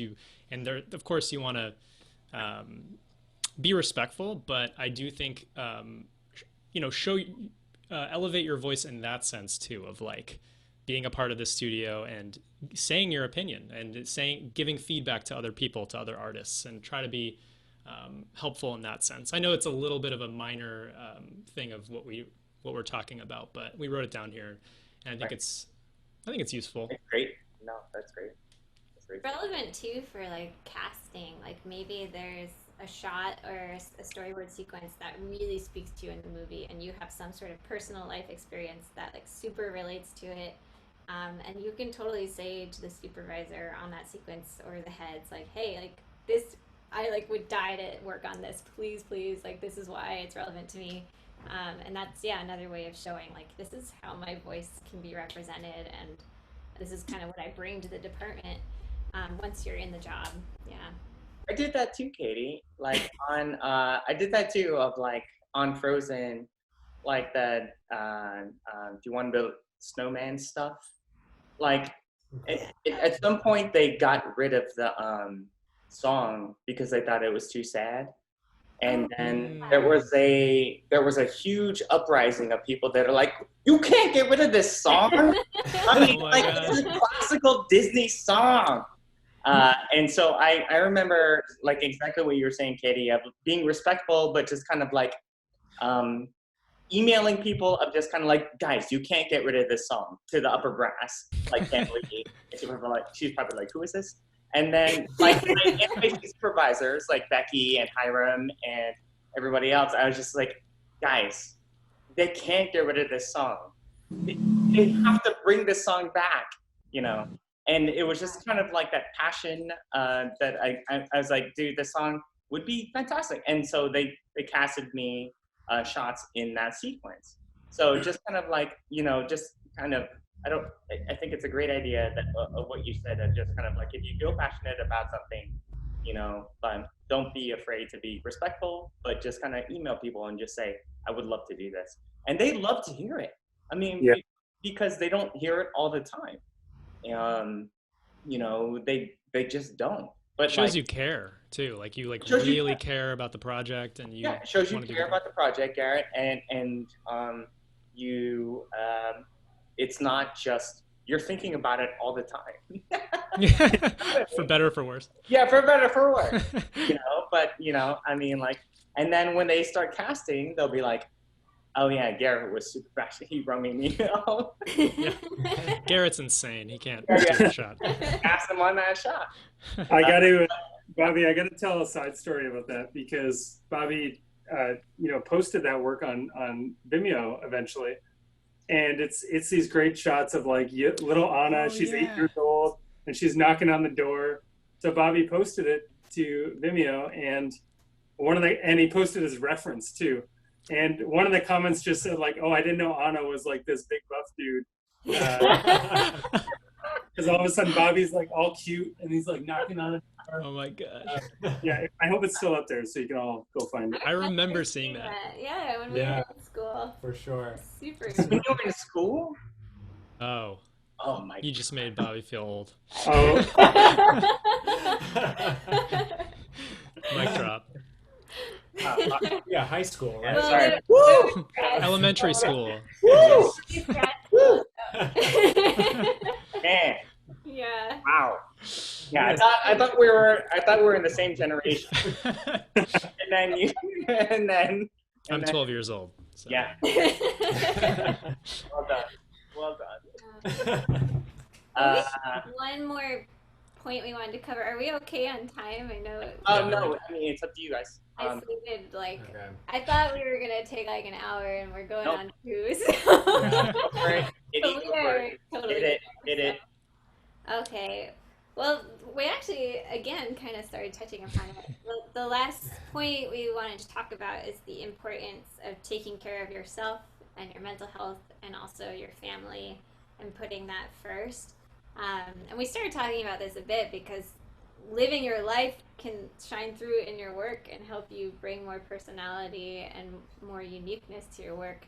But it is so easy to, like we were saying, just pull all-nighters and do nothing else except live at your desk working, and put your health second, but you totally start to risk burnout and start to lose like the passion for the craft, and it can be very dangerous for sure. So that's a very important point that we wanted to highlight. Definitely. And I think shout out to Guillermo Carriega. He's an animator at DreamWorks, and he, in our demo reels episode, said one thing that was like super profound, we all thought.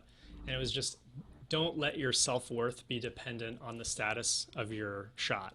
Or if you apply that to other disciplines, like don't let your self-worth be dependent on your job, basically, and have some other source of purpose. Because at work and stuff, like there's so many things outside of your control that can happen, and if you rely on the success of your shot in this case, like you're just setting yourself up for a potential like disaster. And you know, I feel like it's important to recognize too that like not everything will be a home run. You know, no matter how hard you work on something, whether it's something outside of your control, might cause it to not be a home run. And I'm thinking this one instance at work where I was cast a shot, a very kind of straightforward shot of like a handshake. And I remember thinking when I got this shot, I was like, I'm going to add so much subtext to this handshake. I'm going to add one of the characters is going to be kind of like condescending in a way, and it kind of fit. And I spent like so much time doing reference for it. And I got my friend to help me out, and I was really proud.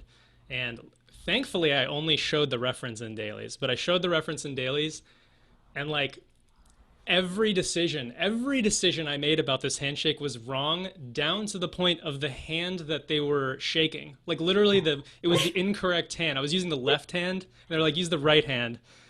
And I was like, it just goes to show you that you can, try so hard, and it can fail, but that's okay if you have another source of purpose. Long-winded way of saying that, but yeah. I think I remember that shot. That was a Frozen 2 shot. Oh yeah. I wanted to keep it on the DL in case it was like a bad thing to say, but it's off the DL now. It's off the DL. I mean, it was like two left hands coming together. Just super awkward. Yeah. Just like, what are you doing with And they're that? like, Garrett, that doesn't work. Like Mechanics. I mean, Garrett, what you said, like, and what Guillermo, his quote was, is so fucking true. I mean, like, like with animation, you can be like at the top. You can be like, you can get a shot final, and you're like, yeah, I'm like amazing at this. And then that very next day, you get ripped apart in dailies, and you're like, I don't know anything. And so there's just kind of like and then your self-worth is tied to that. The rest of your day is like, I mean, like, you know what I mean? Like, I felt Totally. that many times. Yeah, it's absolutely a developing skill, I think, for everyone. But I think what you learn to do is you start developing like coping mechanisms for when you have a bad dailies, and you're like, okay, like I'm gonna go for a run, or I'm gonna cook a meal. Just cry for hours. Yeah, sometimes you just have to let it out. But you kind of figure out something else that like you can do, and to kind of get your confidence back, and whatever it is, maybe it's you volunteer outside of work and you have some way to totally shift your brain to something else. It can be so valuable for getting through the inevitable roller coasters we go through with showing our work. And I'll just add to that. I don't think that's just on a shot basis too. That could be like the place you work. I think we all love where we work, but as soon as you let a studio or workplace kind of define who you are, then there could be a layoff, and then you're let go, and you're left in this place of like, but I was a Disney animator, and now what am I? And I think it's important to be like, you want to be Garrett, and you happen to work at Disney, and kind of like, don't let that job define you. Yeah, that's a really great point, especially in the context of what we were talking about earlier about not putting your eggs in one basket, because there is that tendency to be like, yeah, I want to work at Disney, I want to work at Sony, but it's not about that. It's about your personal growth as an artist. Right. Yeah.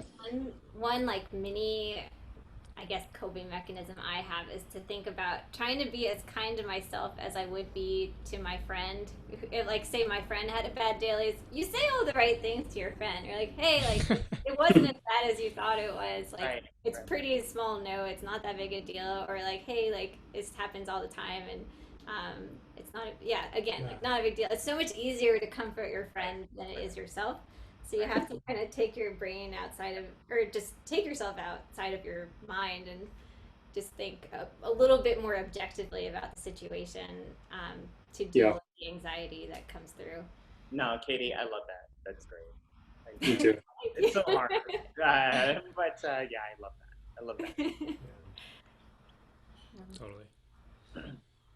Anything? Where are Should I jump in with these? We're in Take Care of Your... Yes. Yeah. Yeah. Ben, you want to go for it? Yes. I'm sorry. I'm sorry. I'm like rushing you. I have a couple of miscellaneous things here we wanted to talk about. Is that ultimately, just keep in mind, no single job is more important than your health and your relationships. And that kind of goes with what Katie was saying. Treat yourself as nicely as you would somebody else, and try to keep perspective on things. And another kind of more of a nitty-gritty thing that is often overlooked is that you should not be afraid to take sick time or vacation time. I mean, that's what it's for. I think everyone here, we've definitely had times where we felt overwhelmed, or we just need a break, or this industry is just crazier for whatever reason. And I think sometimes I feel like a little stigma with that is that this is something I'm passionate about. It's my dream job, so I should never be burnt out. I should never have to take like a personal day or something. And that's not the case. And that doesn't make you a worse artist or something, that you have to take time for self-care. So it's really important to just kind of develop, and you can develop that even in school. Not every night has to be you staying up till ungodly hours working on stuff. You have to be able to take care of yourself. And then lastly, this is kind of out of left field, but it goes along with taking care of yourself and your family. We're going to transition really quickly to talking about money and stuff. And especially, but it does go with kind of the shock of sometimes being confronted with an opportunity to be like in your dream company or dream job, is that a lot of people are just like, okay, I'll do anything to get here. So when it comes time to like negotiate or something, you don't do any of it. And the reason we included that with this is because it's all part of your mental health and your livelihood, really, is how much you're making. So we wanted to say, do not be afraid to negotiate your wages, a signing bonus, or vacation time when it does come time to negotiate for a job.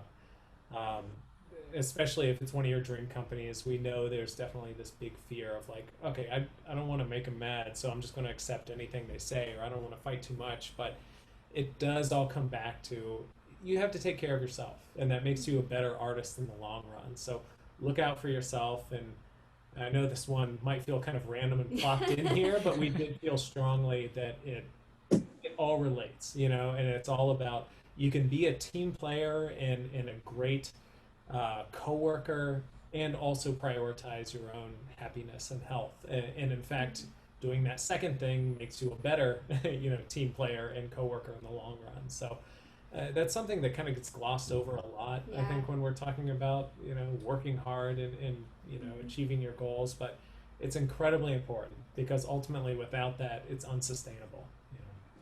Yeah. Totally. Great. And in the context of like mental health, we wrote here, especially as a newer artist, you might join studios that frankly might take advantage of you in ways that, whether it's low pay, unpaid overtime, etc. It's not like a nice, fun thing to talk about, but that does exist in the industry. And it's just really important to watch out for yourself and talk to other people who might be in that job, or you try to get advice from maybe people who are a little more senior and just see if what they're doing is okay. I think unpaid overtime is pretty rampant or can be pretty rampant in like non-union studios, where they're like, oh, you have to work unpaid overtime. And the cultures of different studios can vary too, where there is some pretty toxic cultures out there. So I guess the point is, in the context of what we're talking about, like your job is not worth your health, your mental health. Take care of yourself, watch out for those situations, and just talk to people about it. That's real talk, man.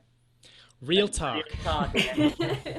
Studios. Real on the happy hour. That's real talk, man. Studios, if you're tuning into this webinar, which I'm sure you are, all of you guys, be aware of it, because we're organizing and we're educating everyone else, and that's not right. Totally. It's not right, man. I'm glad you brought that topic up, man. For sure. There's no reason for it to happen that way. Yeah, and you don't really know it's happening until, like, to Garrett's point of like seeking advice from like seniors around you or peers. You don't really know until you start talking about it. Yeah. Like, hey, I got this freelance gig. How much should I make for it? Oh, you made 50. They only offered me 10. It's very healthy to talk about it and kind of like share that information. Yeah, we're not afraid of you guys. Yeah,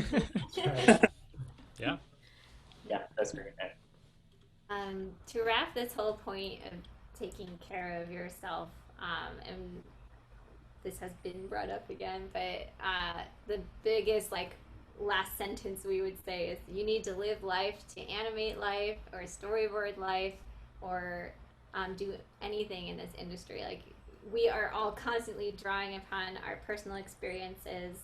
So it is so important to prioritize things outside of your job and your family and traveling or whatever it is, hanging out with your friends, because you never know, like maybe you have a shot where you're animating a character like drinking out of a cup and you like the way that your friend holds her cup, so you draw upon that, or whatever it is. That's a super random example. But or maybe there's a walk that somebody does, so you draw upon their walk. And it's so important to go out in nature and observe wildlife or whatever it is, just so you have these experiences that keep you inspired and informed, and you're curious and observant and always learning, and it all just will make your work better. And I think I can honestly say, and I feel like you guys probably agree, when you take a break, I feel like I come back so recharged and ready to work. And it's so much more valuable sometimes to take a day off than it is to power through the 10th week of OT. And I just think I can be so much more productive sometimes once I've actually taken a break and shelved things for a little bit, and you let your brain recover and sleep and clear out all of the extra gray matter or whatever it is. And I just can't emphasize how important that is to really take breaks and prioritize your mental health. Well, especially right now with everything going on, it's every few months, the weekends are one thing, but take a personal health day during the week. Go for a 3-hour walk, go sit on the beach.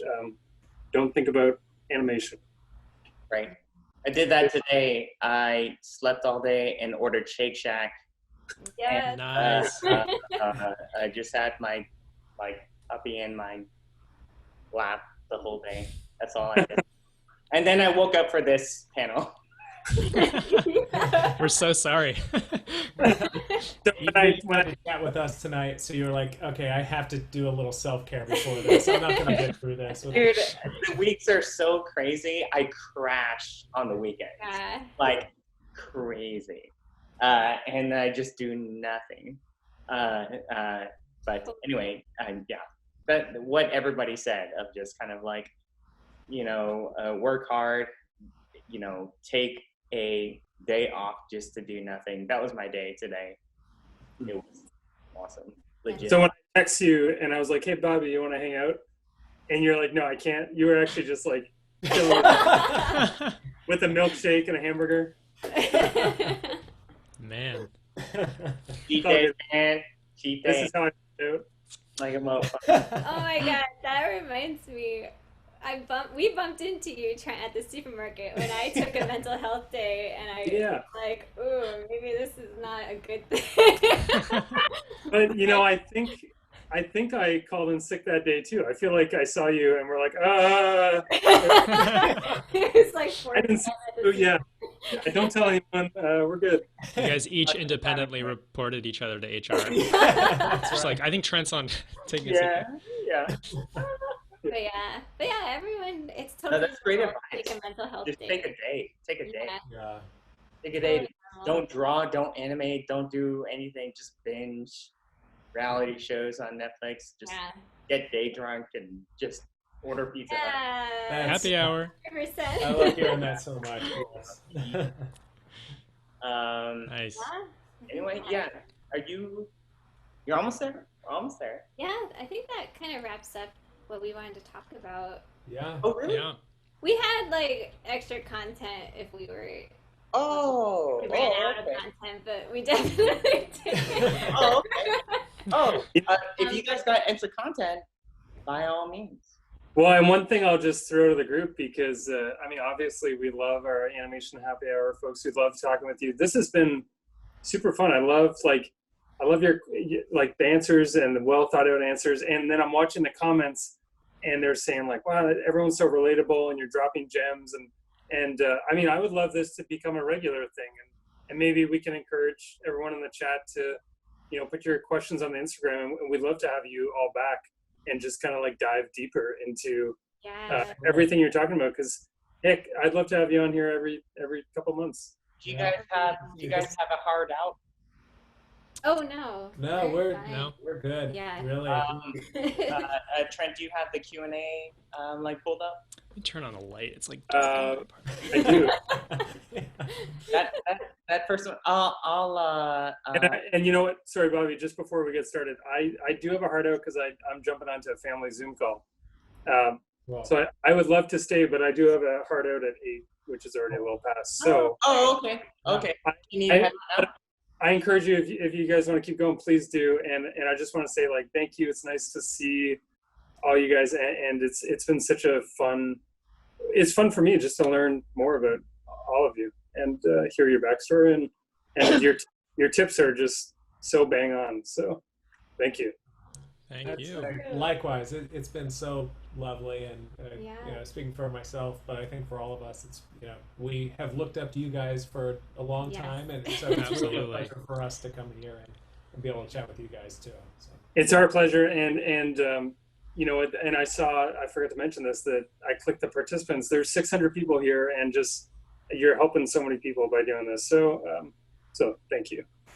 Awesome. Thank you. Yeah. Thank you so Enjoy much. your family. Yes. Okay, with that, I'll take off, and thanks for being here. We'll have you back for sure. Taking our advice, you're putting your family Exactly. first. There Oh you go. yeah, that's right. Perfect. I'm gonna order. Let's schedule this family chat. Right? Shake Shack. Yeah. Okay, we'll see y'all later. Nice to see you. Bye, Trent. See you, man. Bye. And then I don't have a family, so it's my mom. We'll be your family, Bobby. My Yeah, mom your is in family. Seattle, and I'm here. She's over there, and so it's me and my dog. But let's get into Q&A, guys, if you guys don't mind. Right, yeah. For sure. And then I wanted to make sure, I wanted to have a hard out for you guys just to respect your time. Do you guys want to go till 8:30-ish? That sounds good. Yeah, sounds good, right? Sounds Yeah. good. Sounds We'll good. start at 6, ending at 8:30. Thank you guys so much. I mean, that Yeah, means. for Oh, sure. yeah. Of course. This has been awesome. So you guys have the Q&A. Yes. Yeah, thank you So the first- for the question. Great. Yeah. So the first question is, were there times when you saw improvements in your work or moments when things clicked a little bit more for you? Maybe something you added to your workflow or some exercises that you did. What led to the improvement?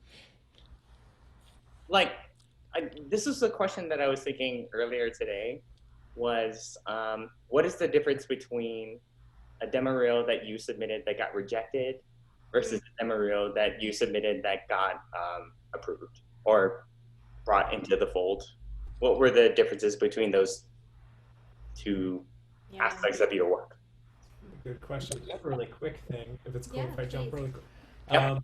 For me, one of the biggest things was I remember at SCAD, I would see, I think because I started in CG, and it's really easy to make things like generally move right away. You know, you're not doing individual drawings or individual visual frames like in stop motion.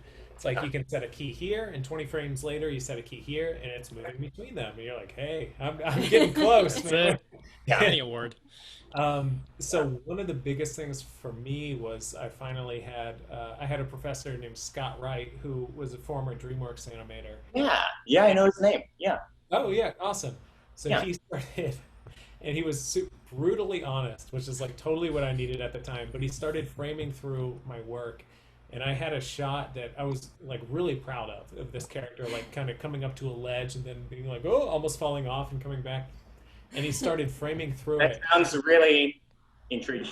It's, I promise it's not. But, Yeah. but he started framing through, and it was like moving generally okay. This was after I had had a few classes already, and I was like, not proud to say, I was like fairly full of myself at the time, and I was like, oh, I feel like I'm one of the stronger animators, and I was totally not. You know, it was totally a false sense of security.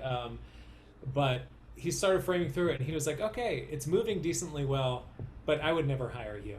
And I was like, oh, wow.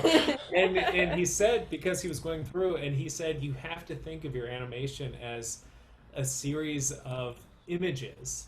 It's not just this thing, this 3D thing moving through space. It's, you know, when people are watching it, a movie on screen, they're seeing 24 still frames per second.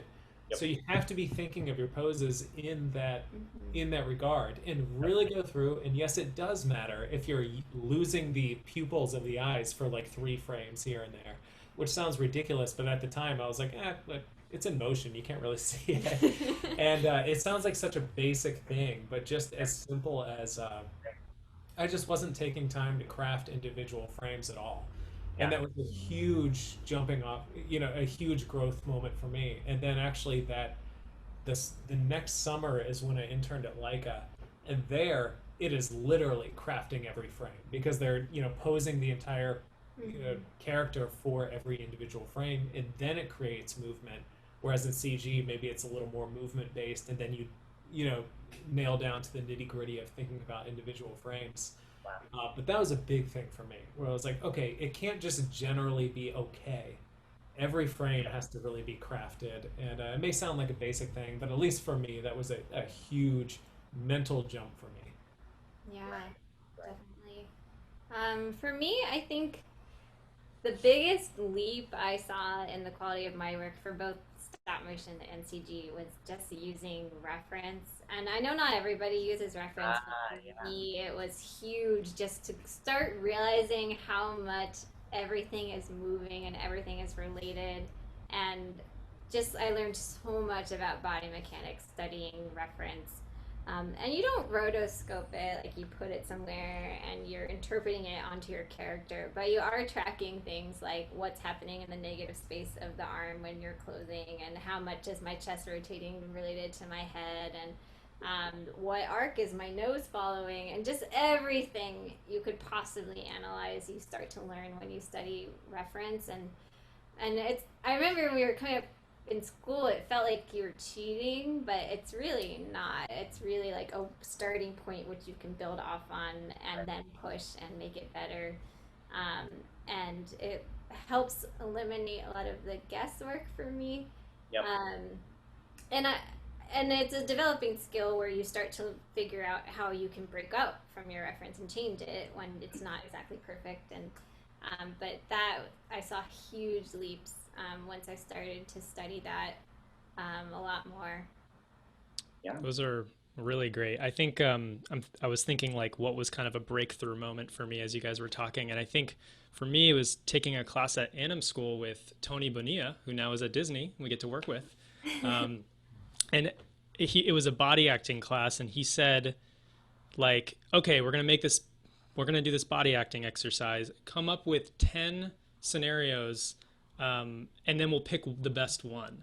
And I guess that was the first time I realized that, like, oh, like not every idea is worth animating because it might not be a good beginning, middle, and end. So I had like 6 kind of crappy ideas and then maybe 4 okay ones. And then we would look at what was the best. And I think anyone out there like looking to create demo reel pieces or whatever, really think about like at the idea phase, like what is worth animating or what is worth designing, because it's easy to just like pick one and then you go with it, and then it might not be that as strong or entertaining of an idea.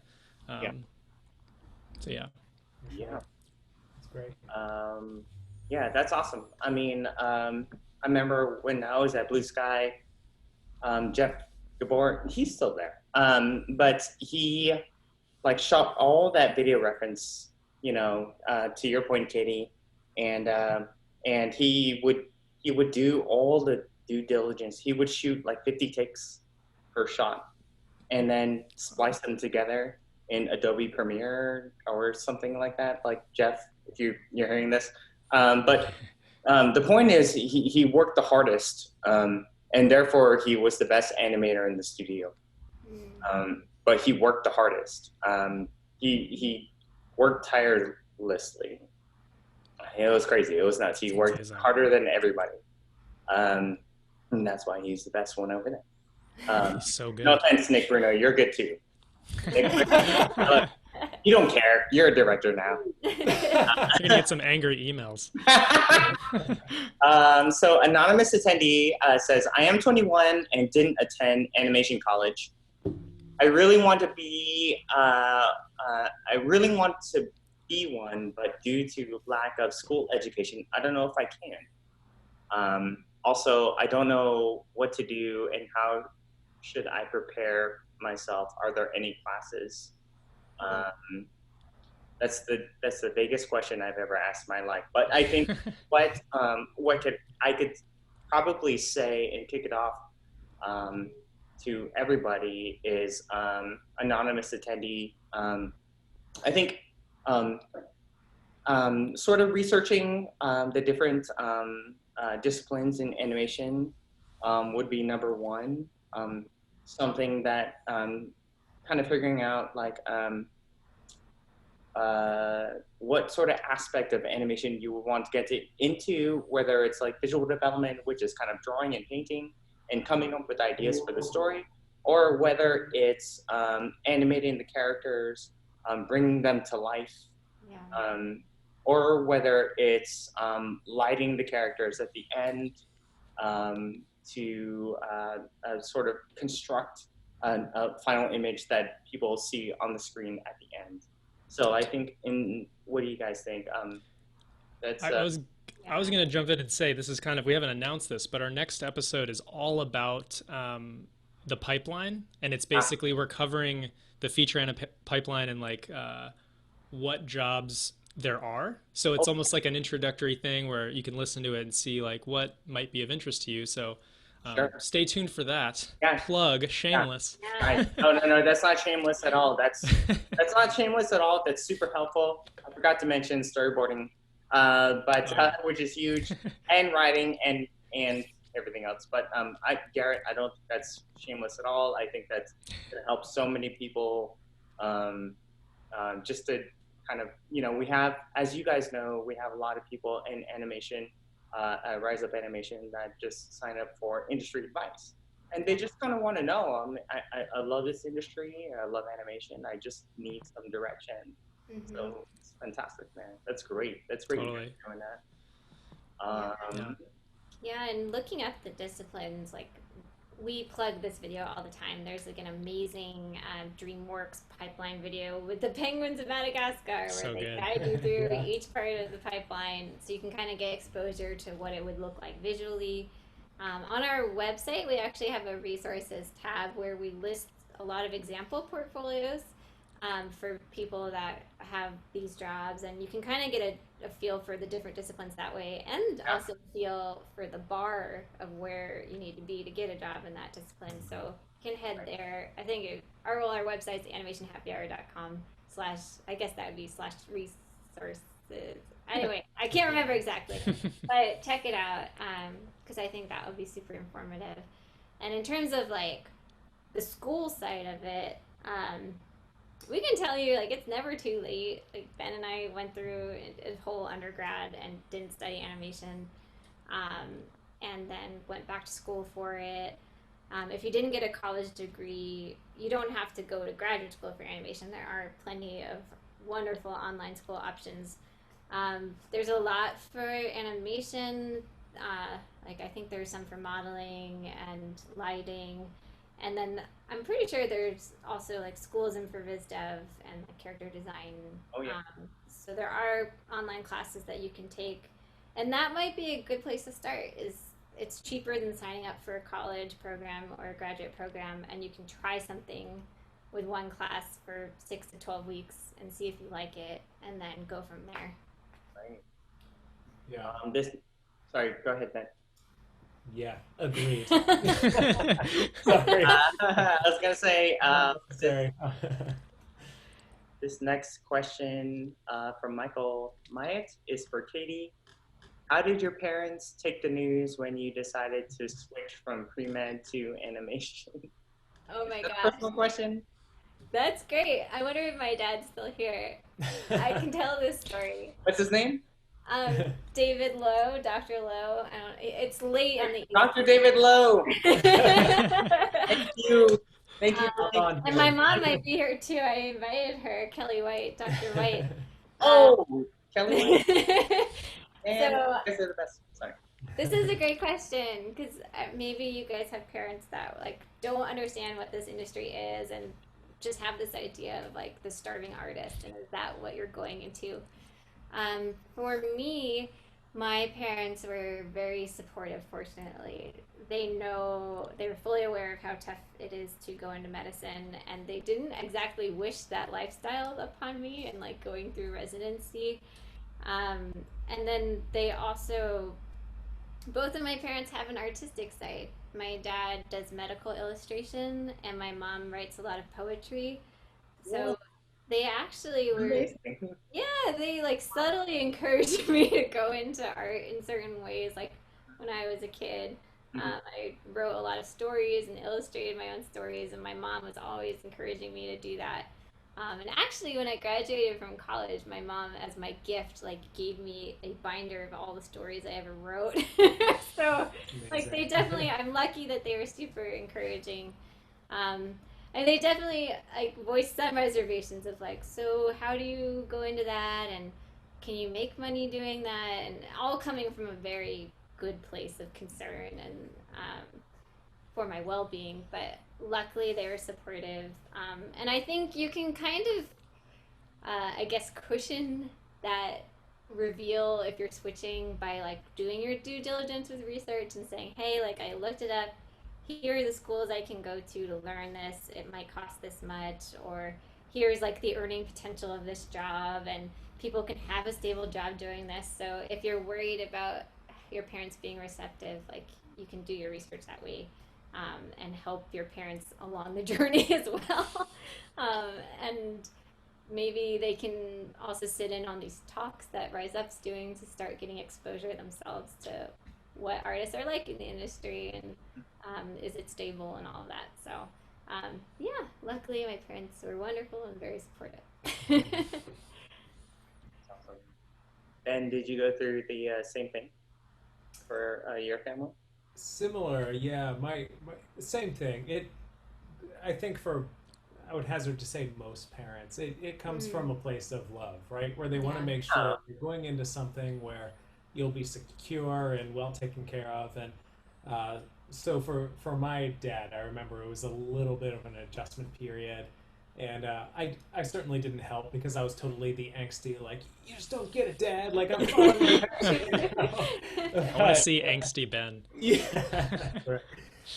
But ultimately, they were supportive, and I think this harkens back to what we talked about early on. Is that it's so important to kind of do your research, because if you're able to come to your parents who are having a tough time with it and say, oh, actually, I'm looking to acquire these skills, and that will make me marketable to these different positions, and generally the salary ranges are this, that can really help justify the decision if you do want to go into something more artsy, because I totally get it that there is kind of a shock factor of like, oh no, like are you going to be our Van Gogh and go crazy and starve, and and right. Sorry. Yeah, for sure. Yeah. And then so it sounds like presenting them with facts and just kind of raw information just helps. Like anything. Yeah. And then also you going, I'm not sure if I'm gonna make it in this industry. Yeah. But you would. Yeah, I think that's really smart. So let's see. Okay, so I think this next question might be geared towards Garrett. I don't know if you're drawing right now, but like Sylvester Massey says, any advice for someone living in Connecticut? Do you advise that I should move to California first and then apply for a job, or get the job first and move to California? That is in parentheses, maybe when COVID ends or gets better. Well, definitely my immediate thought is with COVID, like so many studios are hiring remote people, so maybe hold off on doing anything in that sense. But we actually covered this a little bit, and I think the applying to jobs episode, right, guys, where we were like, or maybe it was Q&A, we were asked like, is it better to, like get a job and then move to California or wherever you want to go, or go there? And it's pretty case by case. I would say if you know someone in California, and maybe this isn't the best advice, but if you know someone in California that you're friends with, put that address on your resume, maybe. And then when you apply, you won't get immediately taken out of consideration, because I think a lot of times studios will just be like, oh, you're not from California, we need someone local. This is kind of pre-COVID though, so it's such a changing landscape. And I guess the biggest factor too is like how much money you have, and how much of an emergency fund you have. Connecticut, like the only at least featured studio there is Blue Sky, I know, so it's pretty limited. Right. New York, there's a ton of animation in New York. So there's like 50 million factors, I think.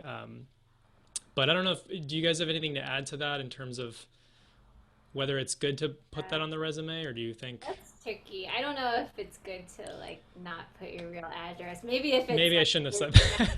It's okay, but if it's your best friend, maybe not. But we do talk about like if you don't have to volunteer the information about where you're currently based, you don't necessarily have to mention it. If it's on a job application, you have to mention it. But if it's something where you're sending your resume and cover letter, it's not a required piece of information for resume and cover letter. So that's a tricky thing. But Um, in terms of like, should you move? I think it's very case by case, depending on your financial situation. We have seen both ends of it. We've seen people move to Yeah. California, not get a job, and run out of money and have to move back. We have also seen people move to California, get a job, and it works out. So it's super case by case. You absolutely need to have like emergency savings ready. You need to have a backup plan. Like our backup plan, I did nannying for a while and like babysat for like rich celebrities, which is really random. So have like a Wow. backup plan if you're gonna make the move. Yeah. Um, and or sometimes it's best just to live at home with mom and dad and work on your portfolio. So it's super case by case. Yeah. And it might kind of depend on where your work is and your financial situation. I don't know if this is the right like panel to ask, but like, do you guys have any advice on the same question regarding international students and artists? Mm. That's a really good You question. guys did a whole like podcast on it. Conferences. Yeah, I Um, wonder if you even can move to California before you have a visa. So, you know, the thing is, I don't know anything about it, so I feel yeah. really bad and uneducated on like any of these. But if you had any insights, that's great. If you don't, that's fine too. Yeah, Both fine. Um, totally. Yeah, I think, I don't know. I would say that unfortunately, I'm so sorry. I wish we knew more about it, but I Me- think the main thing would be, again, if possible, try to let a company fall in love with your work before anything else. So again, if it's not required, maybe not on the, if you have a demo reel, maybe not on the title page, put that you're international or something, like just have it be your, name and email or something. And then I know that's kind of a wishy-washy thing. I'm really sorry. no, We don't know a ton about it, but Yeah, I mean, I guess you potentially, if you're international, you could come to the US, and I think there's a certain amount of time you can stay here before you would have to go. But in general, to work in the US, the company has to offer you a work visa first, um, which unfortunately, with the current administration, is extremely difficult to get, especially during the pandemic. It is a lot easier. Here's a wrinkle. It's easier to get a work visa if you're coming through like the apprentice program or the training program because it's easier to get a student visa. So that's one place where if you're international, it could be very important to have a college degree because I think all the student visas require a degree. So there's like some nuancey information right. on the topic.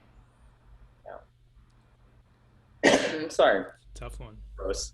So it's 8:30. I want to be respectful of your time. We'll take one more question if you guys are okay with it. yeah, Absolutely. absolutely. Totally. Yeah. And so, anonymous attendee, it's very personal. Thanks, guys. You could have typed her name. Yeah, I mean, type Kelly or Bobby. Anonymous attendee says, what advice do you have for someone who is so passionate about CG animation, but continues to feel their skills aren't good enough and are in a totally different industry now, so we are getting practice? I took a couple animation classes while in grad school, but was clearly way behind everyone else. I can relate. And my drawing skills are lacking. If it takes someone who is skilled 5 to 10 years to land a great studio role, it feels impossible for someone like me. Sorry that I told that Disney 10-year story. It's not to say that everyone's going to take 10 years to get into Disney, but these are great questions. Yeah. So, what do you guys think? Should I read it again? That was kind of a big one. I think we got it. Totally understand the heart of Okay. it. Yeah. Okay.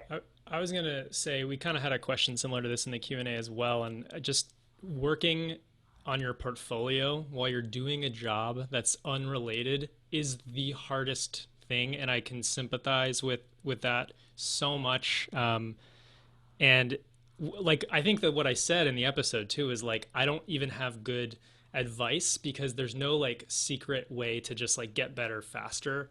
But I think figuring out like doing any bit of work in your week will add up. So if it's like okay, you know, maybe it's 30 minutes after work, I'm going to work on my portfolio, or maybe it's one day a week, I'm going to take this class and I'm going to take it seriously.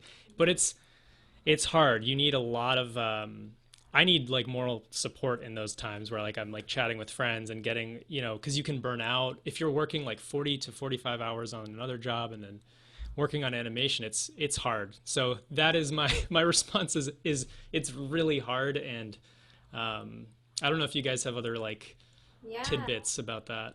It's hard, but it is doable. Like, Yeah. I can name so many people who have been in very similar situations where they were working a job unrelated and they hustled on nights and weekends to study, and it's tough because it takes longer than the person who can live at home with their parents and just study full time and they don't have to work, and those people get there faster. But for just as many of those people there are also the people who had to work a full-time job and hustled on the side.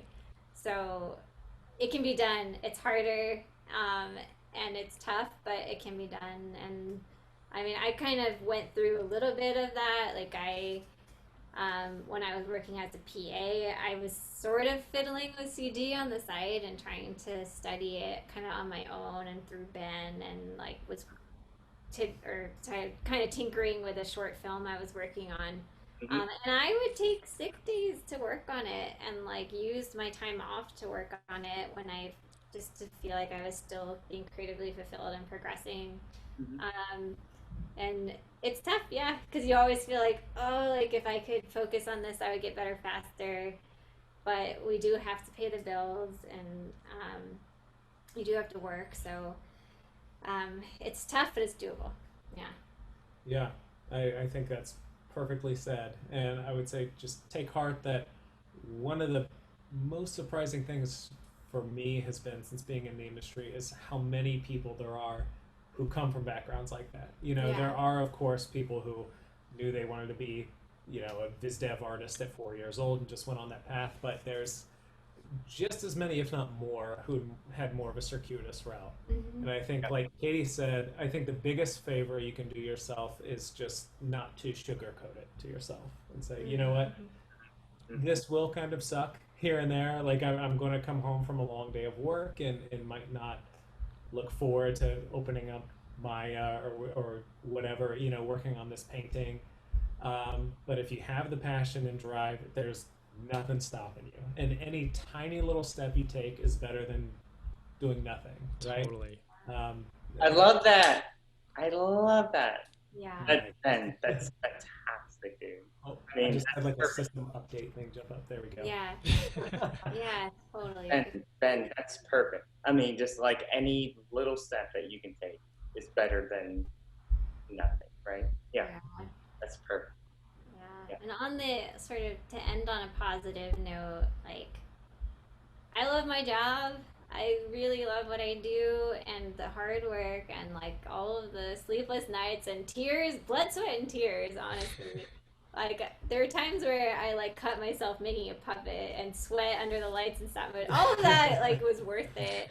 And so I don't know, I guess I say like there's light at the end of the tunnel, and I love what I do. I feel blessed and glad that I hustled and went through the effort.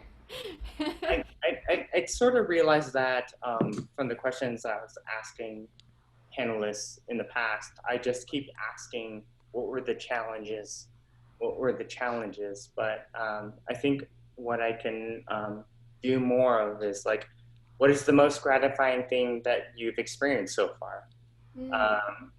Garrett, I'll start with you. Just kind of like Oh You know, man. when you work into the industry, what was the biggest win? How'd you feel? That is a fantastic question.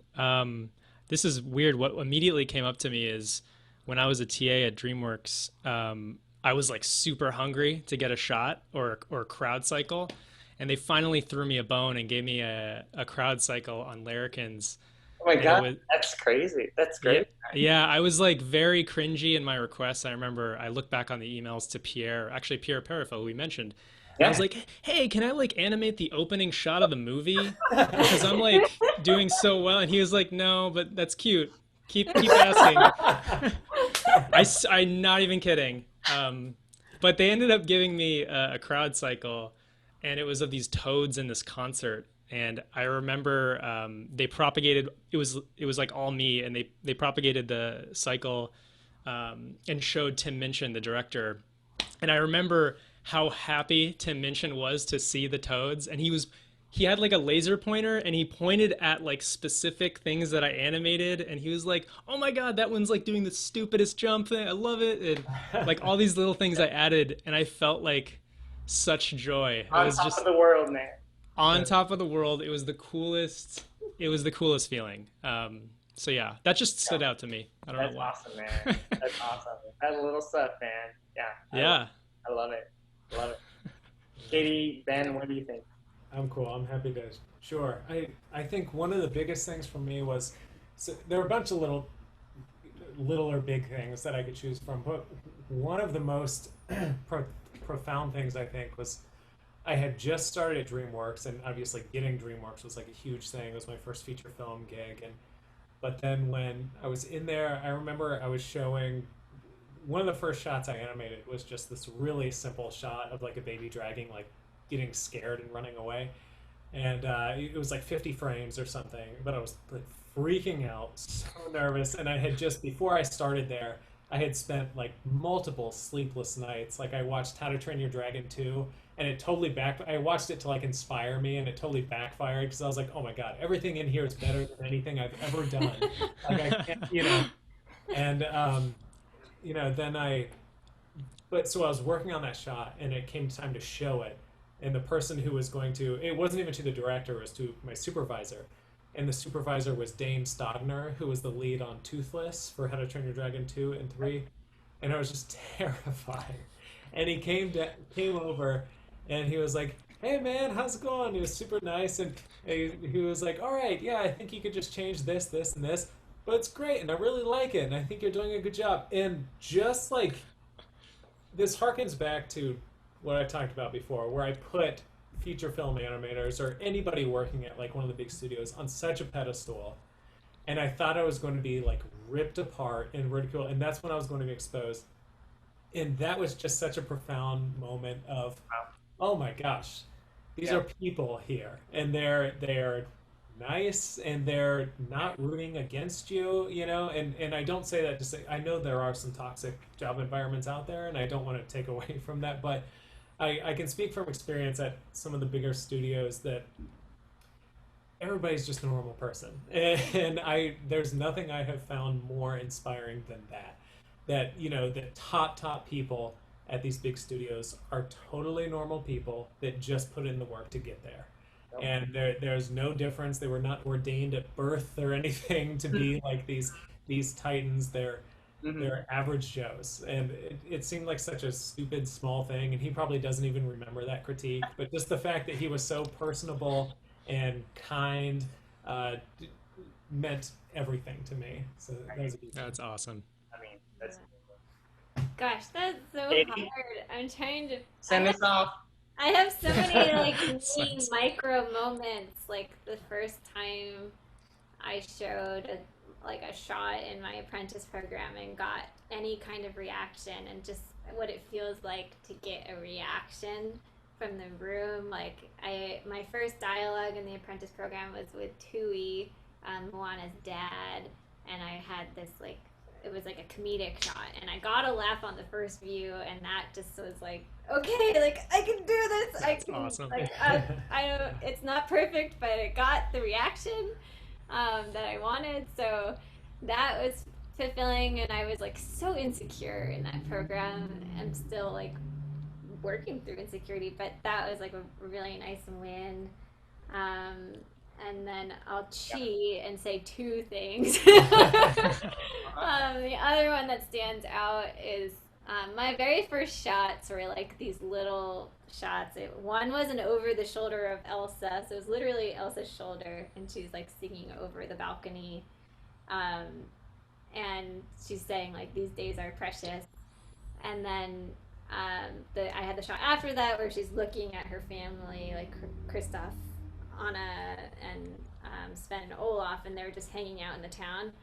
And where I'm going with this is I have a 3-year-old niece, and she's almost 4. She loves Frozen, and I remember like I was hanging out with her, and she sang the lyrics to that song of what I animated, and it was just like, oh, it all comes full circle.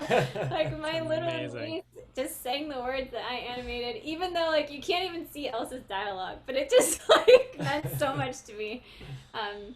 So those were the 2 moments for me. Katie, that is a win. It is a win when you that is a win bigger than the studio of like when you go out, when you've worked on something like Frozen or Frozen 2, when you go out into the wild and you see it in Disneyland. We're not at Disneyland now, but like, you know, just sort of your niece singing the things. I mean, that's a different win. I mean, that isn't even a professional win. That's like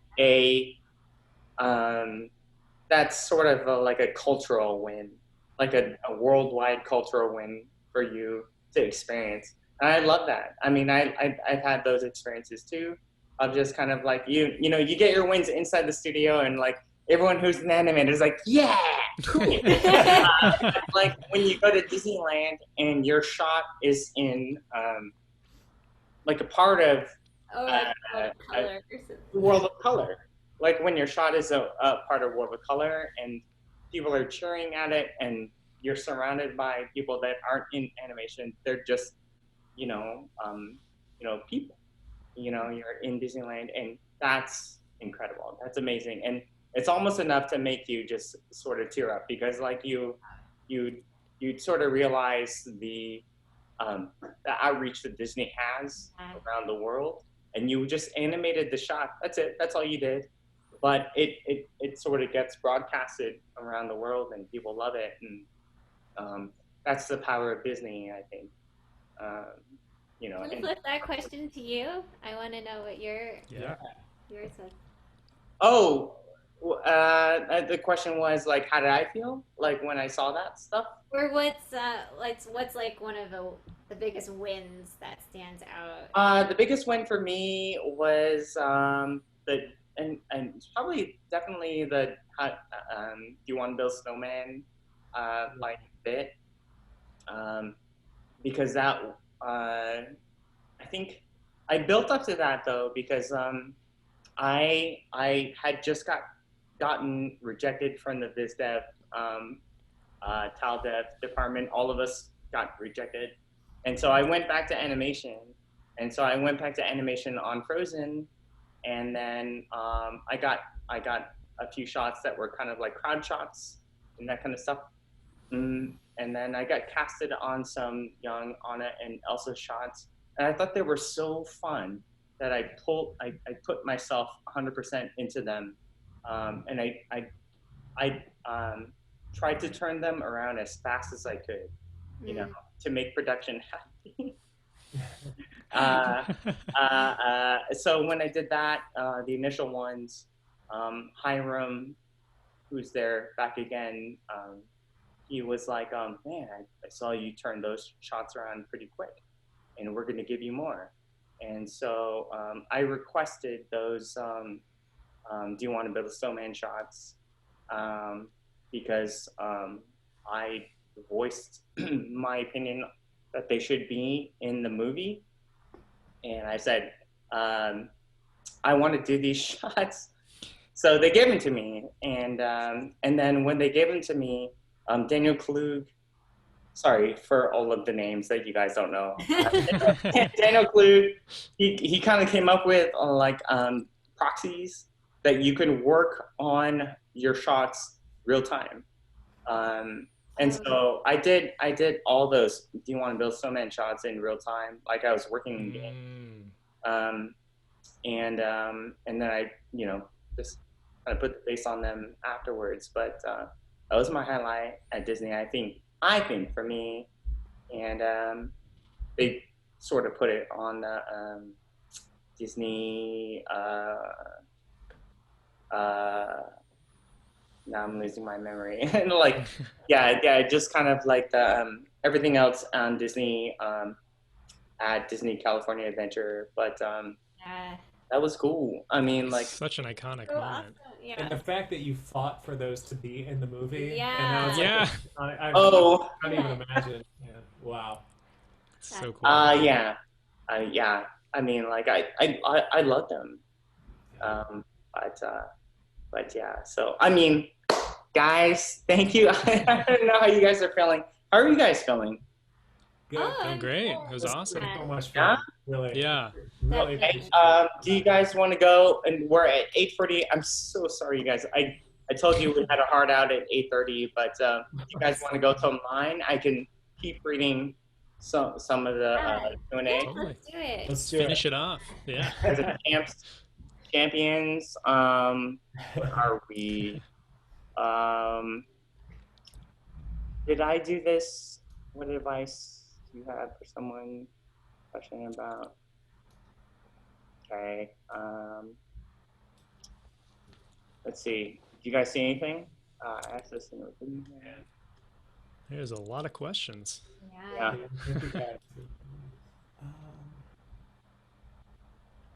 Okay. Gonna read this one blind.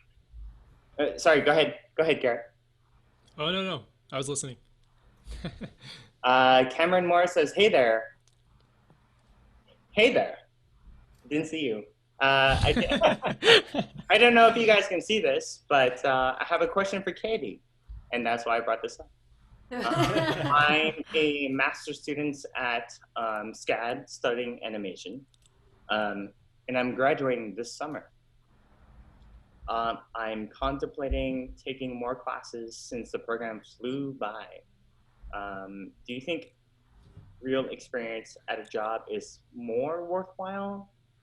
I was also thinking of going down the production route if I can't find a job in animation. I'd love your advice.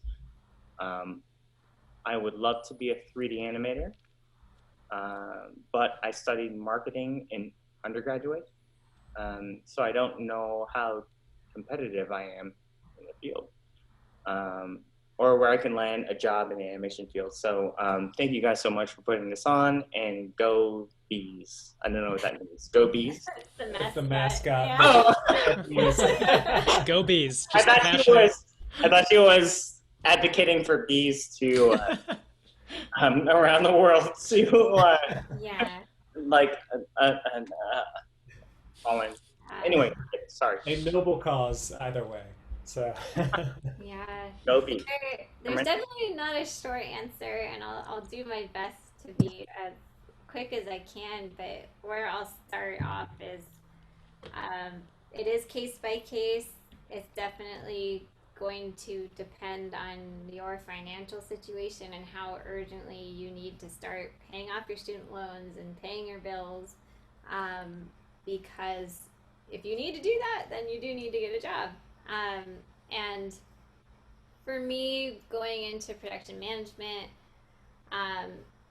it was valuable in shaping who I am and like my familiarity with the pipeline, and like someday long term I might have aspirations to direct or something, and I think it'll come in handy there, but I can't say it was the most direct path at all. Like if I didn't have to pay the bills, like potentially I could have just focused on studying CG animation, taken online classes, and gotten to where I am right now a lot faster.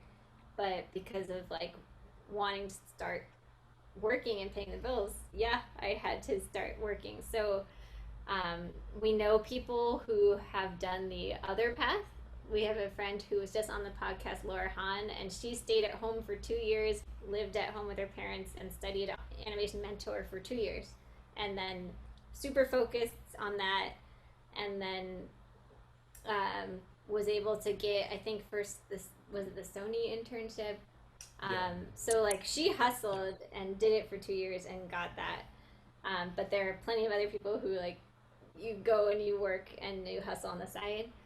In terms of not knowing like where you are and if you're competitive, I think what you need to do is something we've talked about, which is look at the people that are getting the jobs that you want. So look up Pixar animation internship reel, look up Disney Apprentice reel, any of that stuff. Look at the credits, see who's listed under intern, who's listed under apprentice, and kind of stalk them online, for lack of a better word, and like look up what work they submitted, and you'll have a much better idea of the bar that you need to hit. And kind of try to be as honest as you can with yourself and compare yourself. Don't beat yourself up if you're not there yet. Just like realize, oh, okay, I think I need to take some online classes, and meet with the Rise Up mentors, and they can give you honest feedback about where they think you are in your career path and what you need to do to get the job you want. So I think all of that is my answer. Yeah. If I can zero in just a little bit on the Sure. question of whether job experience is more important than doing extra schooling. Oh, yeah. That's a Thank tough you one. for Oh, no, you're refocusing. good. No, that was all great. I think that's a tricky one. Ultimately, if, like you said, you want to be a 3D animator, your reel is the most important thing. Yeah. And I say that because the biggest thing I would look out for if I were you, Cameron, would be to don't. If you need a job to make money to pay the bills, totally understandable. I've been there too. You know, I know how it is. Do your best to avoid a job that's going to make you so burnt out that you won't have time or motivation afterward to work on your reel. Yeah. Because That's the huge. reality is you might have to take a job. If it's doing 3D animation, it might be kind of more low quality animation, not because the artists aren't as good, but just because of restrictions with budget and time and such. The thing that I'm most cautioned against is maybe, and I hesitate to say this because I don't want to make a generalization about the TV industry or something, but I wouldn't want you to be accepting a job in the TV industry where you have to animate 30 seconds a day, and then you come home and you can't even bring yourself to open your computer and start animating in Maya, because of course you can't, because you're so burnt out. So I think that's a dangerous area where some people fall. And again, I don't say that. I think there are a lot of people in TV who are having a great time, and that's fantastic. But just really look out for what your goals are and what's going to allow you to accomplish those goals. So, you know, if you do have to start paying the bills, maybe take a job that's not even related to animation, but it's less demanding and will allow you to study on the side or something. I guess all of that is a very long way of saying that just job experience alone won't necessarily make you a more attractive candidate. Ultimately, it's your work that's going to do it. Yeah. Right. Yeah, I can see how it might be a little misleading. Like, you guys might be looking at my career path and you're like, oh, I should get my foot in the door at Disney by being a PA first, and then I can apply internally. And maybe that's like a little confusing. But what I would say to that is, I think there's a phrase I like to say, which is luck favors the prepared. And like, I just want to reiterate that like I had hustled and put a lot of work into stop motion, and it wasn't sort of by happenstance that I was able to like switch at Disney because people knew me. It was more like I had the work ready and the opportunity came and I was able to apply to that, and was like hustling to try to learn CG on the side. So I don't recommend like, oh, just be a PA so you can get a foot in the door. Focus on your craft if you know there's something you want to do. And I genuinely like thought for years I wanted to be a producer, and I put my heart into production management, and It's a totally valid path, and I think everyone in production management would say like they prefer people that want to do production management, and they are wary of people that use it as a foot in the door. So I just wanted to be like more specific about that in case it's confusing. It's a good distinction. Yeah. Yeah. That's a good point. Oh, yeah. sorry. Go ahead, Garrett.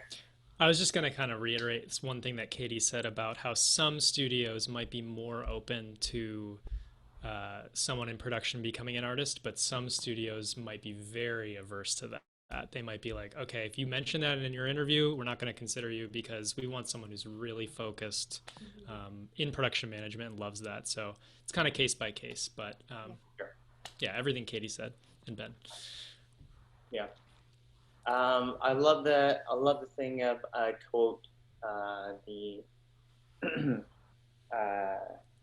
luck favors the prepared, and that's always kind of like a mantra, like all of us in I mean, like us trying to break it into the industry, and also people in the industry, also people trying, veterans in the industry. I think that's a huge thing. I mean, just being prepared of like whatever you want to do to make the next step, sort of build yourself towards that, and start to sort of like build your work towards that. And you know, we talked a lot about rejection, but you know, when that glorious moment, that pursuit of happiness moment, when Will Smith gets the job, that's all happening for all of us.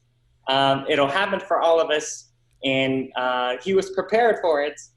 But that's going to happen. Truly, it's going to happen for all you guys as long as you stay prepared and stay hustling, kind of stay focused, and keep your portfolio or demo reel as tight and up to date as you can make it. And that pursuit of happiness moment will happen for you. I watch that occasionally. I'll cry. Like It's a great movie. YouTube Pursuit of Happiness ending, I'll cry just because like he hustled for it. That bathroom scene? Am I thinking of the right movie where he's in the bathroom? Oh my god! I was like, bathroom scene where he's like kicking the door down so someone doesn't come in. So, you know, heartbreaking. Yes. Yeah. And then at the end when they call him in, they're like, "Can we talk to you?" And he's like, "Sure." And he doesn't know what it's gonna be. And then they just offer him the job, and they're like, "What do you think about that?" And he's just like, yes. He's just yes, like the that acting thing of just kind of like, you know, just like not outward crying. And then like tears are falling down his face, and then he goes out and he runs around. That's gonna happen for everybody. I remember happened to all of us. For me. That happened for me at Blue Sky of just kind of like, I remember Deb Stone calling me, and she's like, "Hey, can we talk?" I ran outside of my job, and then she's like, "Hey, we'd like to offer you like a position at Blue Sky as an animator." I just did that.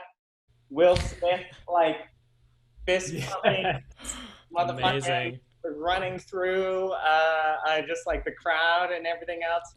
You guys will have that.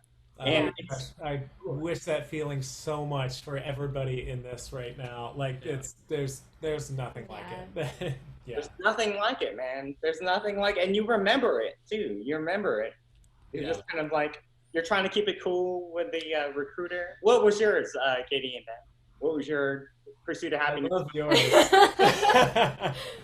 Okay, so when I applied to the apprentice program, it was internal, and I was like at the studio working, and Ben and I have a constant G chat going between us, and he was at DreamWorks. Yeah. And Ben messaged me one morning and said, "I'm sorry, I heard Sagar got it," and he's our friend, and we knew him already. And so I found out that someone else got it, and they had gotten the news. So I went the whole day thinking I said, like, give up on your dreams. Not at all. But I went the whole day, like, trying not to cry and just, like, thinking, like, oh, God, like, when can I go home so I can cry? And then at, like, 5, I got an email from Matt Roberts, and he said, do you have a time today to talk about your application? And I was like, oh God, this is gonna be like, they're gonna give me the feedback and try again next year.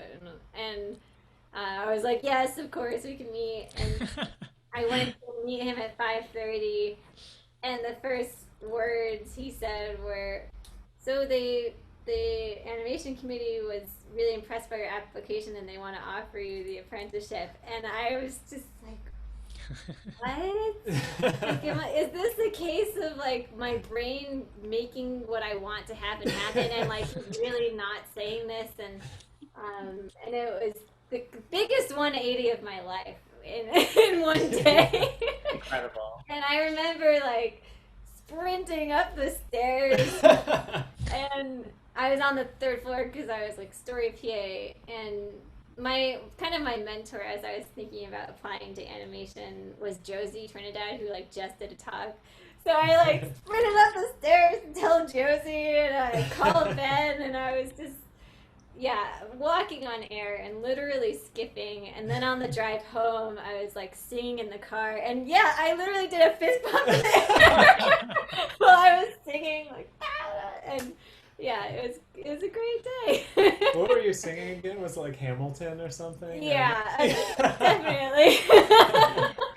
Amazing. So that was my day, and it was made sweeter by the fact that I was convinced I didn't have it for 8 hours. So you can thank Ben for that wonderful piece of news. Matt Roberts called me. He was like, Ben, hey, tell Katie like she's probably not going to get it. I was just kidding. Oh my gosh. Yeah. So sometimes they deliver the news over time just because of... For me, I found out it's because they had to go through kind of more red tape to make sure it was okay with production that I was switching. Right. And anyway. Right. Yeah.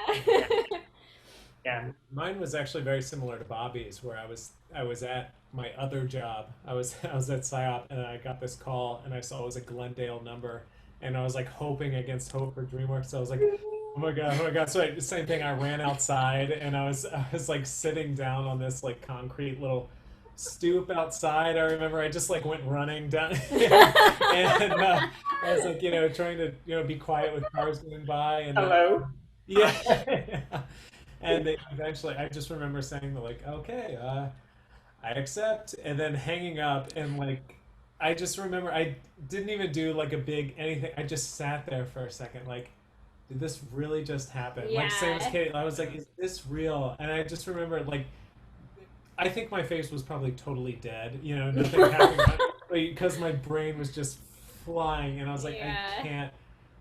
It was just taking in the feeling of just pure, like, happiness. And I know I want to say to anybody like struggling right now, sometimes I would hear stories like this too, and I was like, oh my god, like, shut up. Like, they say This is not that. This is not that. This is not that. I want to say it was the reel that got me in there was the same reel that a bunch of studios had said no to.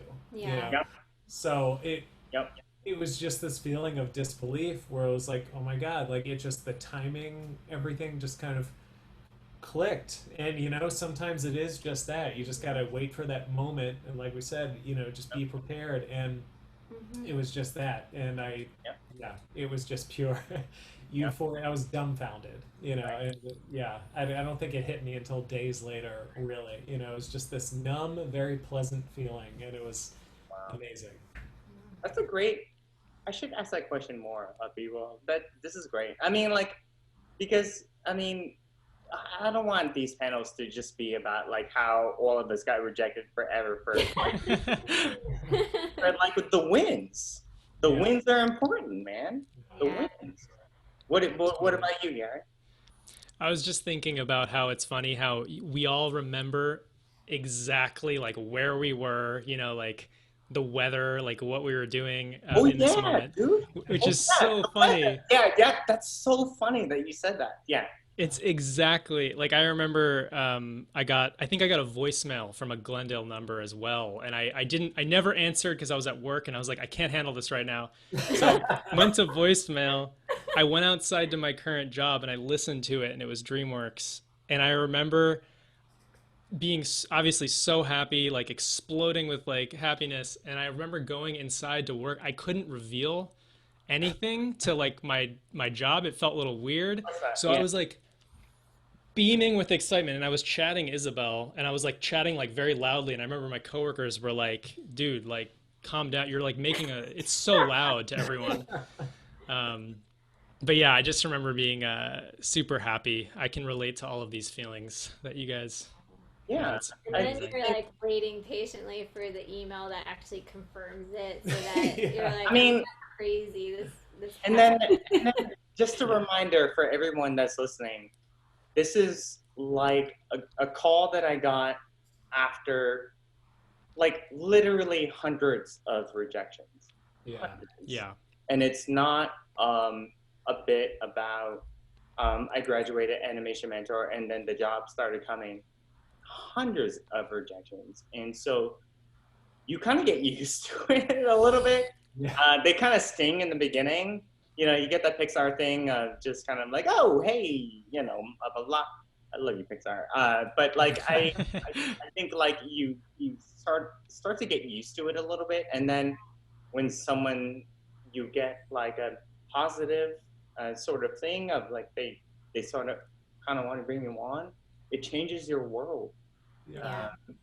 And I guess we want to prepare you for, what is it? What is the saying, guys? We want to prepare you for the worst, but like you should be prepared for the best. Yeah, Yeah. I think It's, great. yeah, it's something like that. Yeah, but you're totally right, and you deal with those two extremes during the whole thing, where Yeah. you know it's no, no, no, no, and then finally when you get one of those yeses, you know it's like a bolt Yeah. of lightning, and you're like, wait, what? Can't believe Like, it. did you mean no? That's what everybody else is saying. Are you sure? Right. Yeah. Yeah. Yeah. Yeah. Are you sure? Yeah. Are you sure it's me? Yeah. Yeah. I do. So it's 9:09, guys. We've been at it since 3 hours. Thank you guys so much. Thank you. Yeah. Thank you for having us. Time. Thank you, everyone really. listening. Yes. Yeah. Yeah. Thank you so much for your time, for your insight. We Yeah. are very honored to have you guys on the panel. Thank you guys for mentoring at Rise Up, and we really appreciate, what you guys are doing with the podcast. Animation Happy Hour podcast is so altruistic. Yeah. I think so. You guys do this to help people, and so it's right in line with what we're trying to do with Rise Up, and Right back at you guys. Yeah. Yeah, for real. it's industry professionals like you guys are just kind of like, we're not like industry veterans. We're new to the industry, but we want to help people trying to get into the industry, like in the beginning. So like us sort of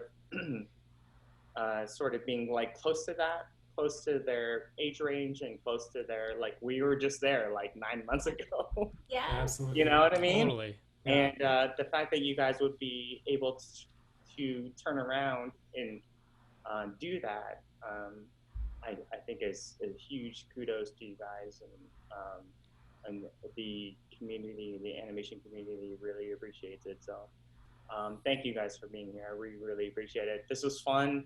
Ben, Garrett, great to meet you for the first time. Katie, great to see you again.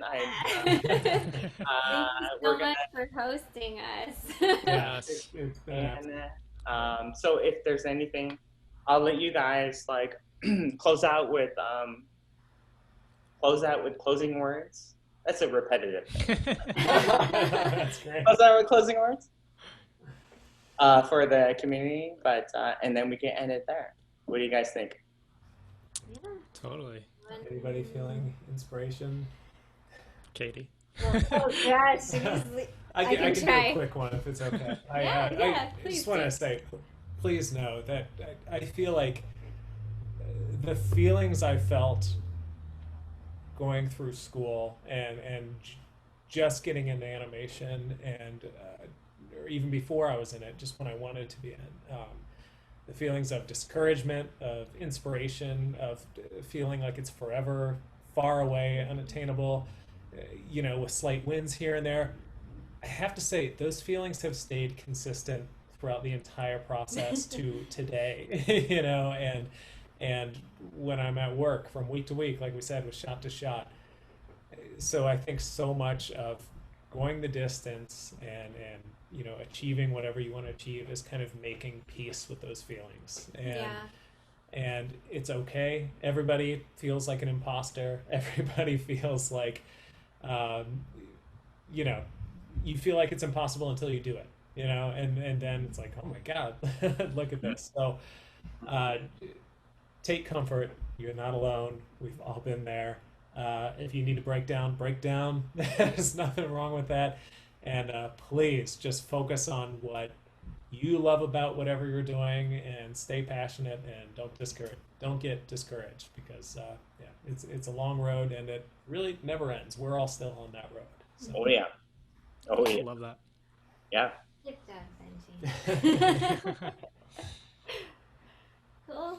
Katie? Well, are we going to do one last shameless plug for the podcast? Do it. Please do it. For those of you joining us after we kind of gave our social media plug, we're on all the platforms. We're on Instagram at Animation Happy Hour. We have a Twitter, which is, I think, at Anim Happy Hour. Our website is animationhappyhour.com. Our podcast is on Spotify, Apple, YouTube, our website, and Google Play.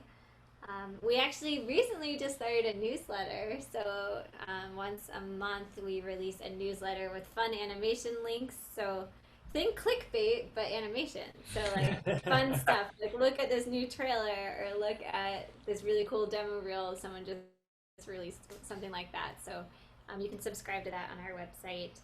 And this is like the most shameless plug. We just started a t-shirt shop. So if you like the logo, you can get a t-shirt. But I feel terrible. I wish I hadn't even mentioned that. We're banned from Rise Up forever. Yeah. It's just because we're sitting here, we see Bobby's arms in that shirt, and I would love to see those arms in an Animation Happy Hour shirt. Yeah. Absolutely. So we just started that, but forget I said that, because now I feel like I just made the whole thing really. But we still welcome you, even if you don't buy anything. Yes. We love you. There's no need. Yeah. But yeah, that's my shameless plug. Check out the podcast. Garrett, close it out. Oh man, I'm gonna say one thing actually. I thought about this while you guys were talking. Just surround yourself with people who love and support you throughout your career, because I would not have gotten where I am without friends and just relationships that helped me through the hard times. I think we talk a little bit about that, but we didn't really mention much of that in this. But surround yourself with people who boost you up. Yeah. Who was that for you, Garrett? If you don't mind me asking. For me, that was definitely Isabel, my girlfriend. She helped me through all of the horrible times, and even me making my short film where I felt like crap. Countless times where she was like my therapist. Oh. Right. Yeah. Is she gonna come in and you guys? She is very averse to being on the podcast or anything related to videos, so she's horrified. Get her. Yeah. One day we'll get her. Usually comes up with our podcast, man. though. That's so sweet. Wow. I didn't expect that at all. That's very sweet. Yeah. Just something to keep in mind. It doesn't have to be a girlfriend too. It could be a friend. Yeah, absolutely. Right. Yeah. Could it be a dog? It absolutely could be a dog. The first thing I did when I went to grad school, day one, I got a cat. That's it. And my cat has been on my animation journey for the last 7 years. He's lived in Georgia and Connecticut, Portland, Oregon, and Los Angeles. Fantastic. So the second part of this podcast is going to be about Katie and Ben's romantic relationship together and how they met. Oh, yeah. No, That's also yeah. down the no, I'm just kidding. Totally kidding. Totally kidding. Less Totally impactful kidding. than Kat. Totally kidding. So fun. Yeah, That's it is awesome. great. Yeah, well, Amazing. Yeah. Thank you, Bobby. Thank you, yeah, everyone. Yes, thank you so much. yeah, and yeah, that's yeah, that was a great conversation, you guys. It's great to get to know you guys. Great to share like stories and kind of see how much we have in common. Yeah. Garrett, great meeting you. I've never met Garrett, everybody, and I've never met Katie and Ben like in real life for the first time. So this is all of us getting together and meeting each other for the first time. But I really appreciate your time. I really appreciate you sharing your stories, and so I'm sure it inspired a lot of people. We at our peak had like I think we had like 800 people here. Wow. But from around the world. So thank you guys for taking the time to share your stories and inspire people that are looking to get into animation from around the world. So I really appreciate it. And I'll see you guys soon, eh? Yeah. Yeah? Sounds great. Thanks, Sounds guys. awesome. Thank you. You can do it. Yeah. Hey, everybody, you can do it. I think that's the whole takeaway from all of this is that no one goes from college to Disney. That's right. You can I do think it. that's the rarest breed of people in the world. Yeah. Yeah, that's For right. sure. Yeah. You guys feeling okay?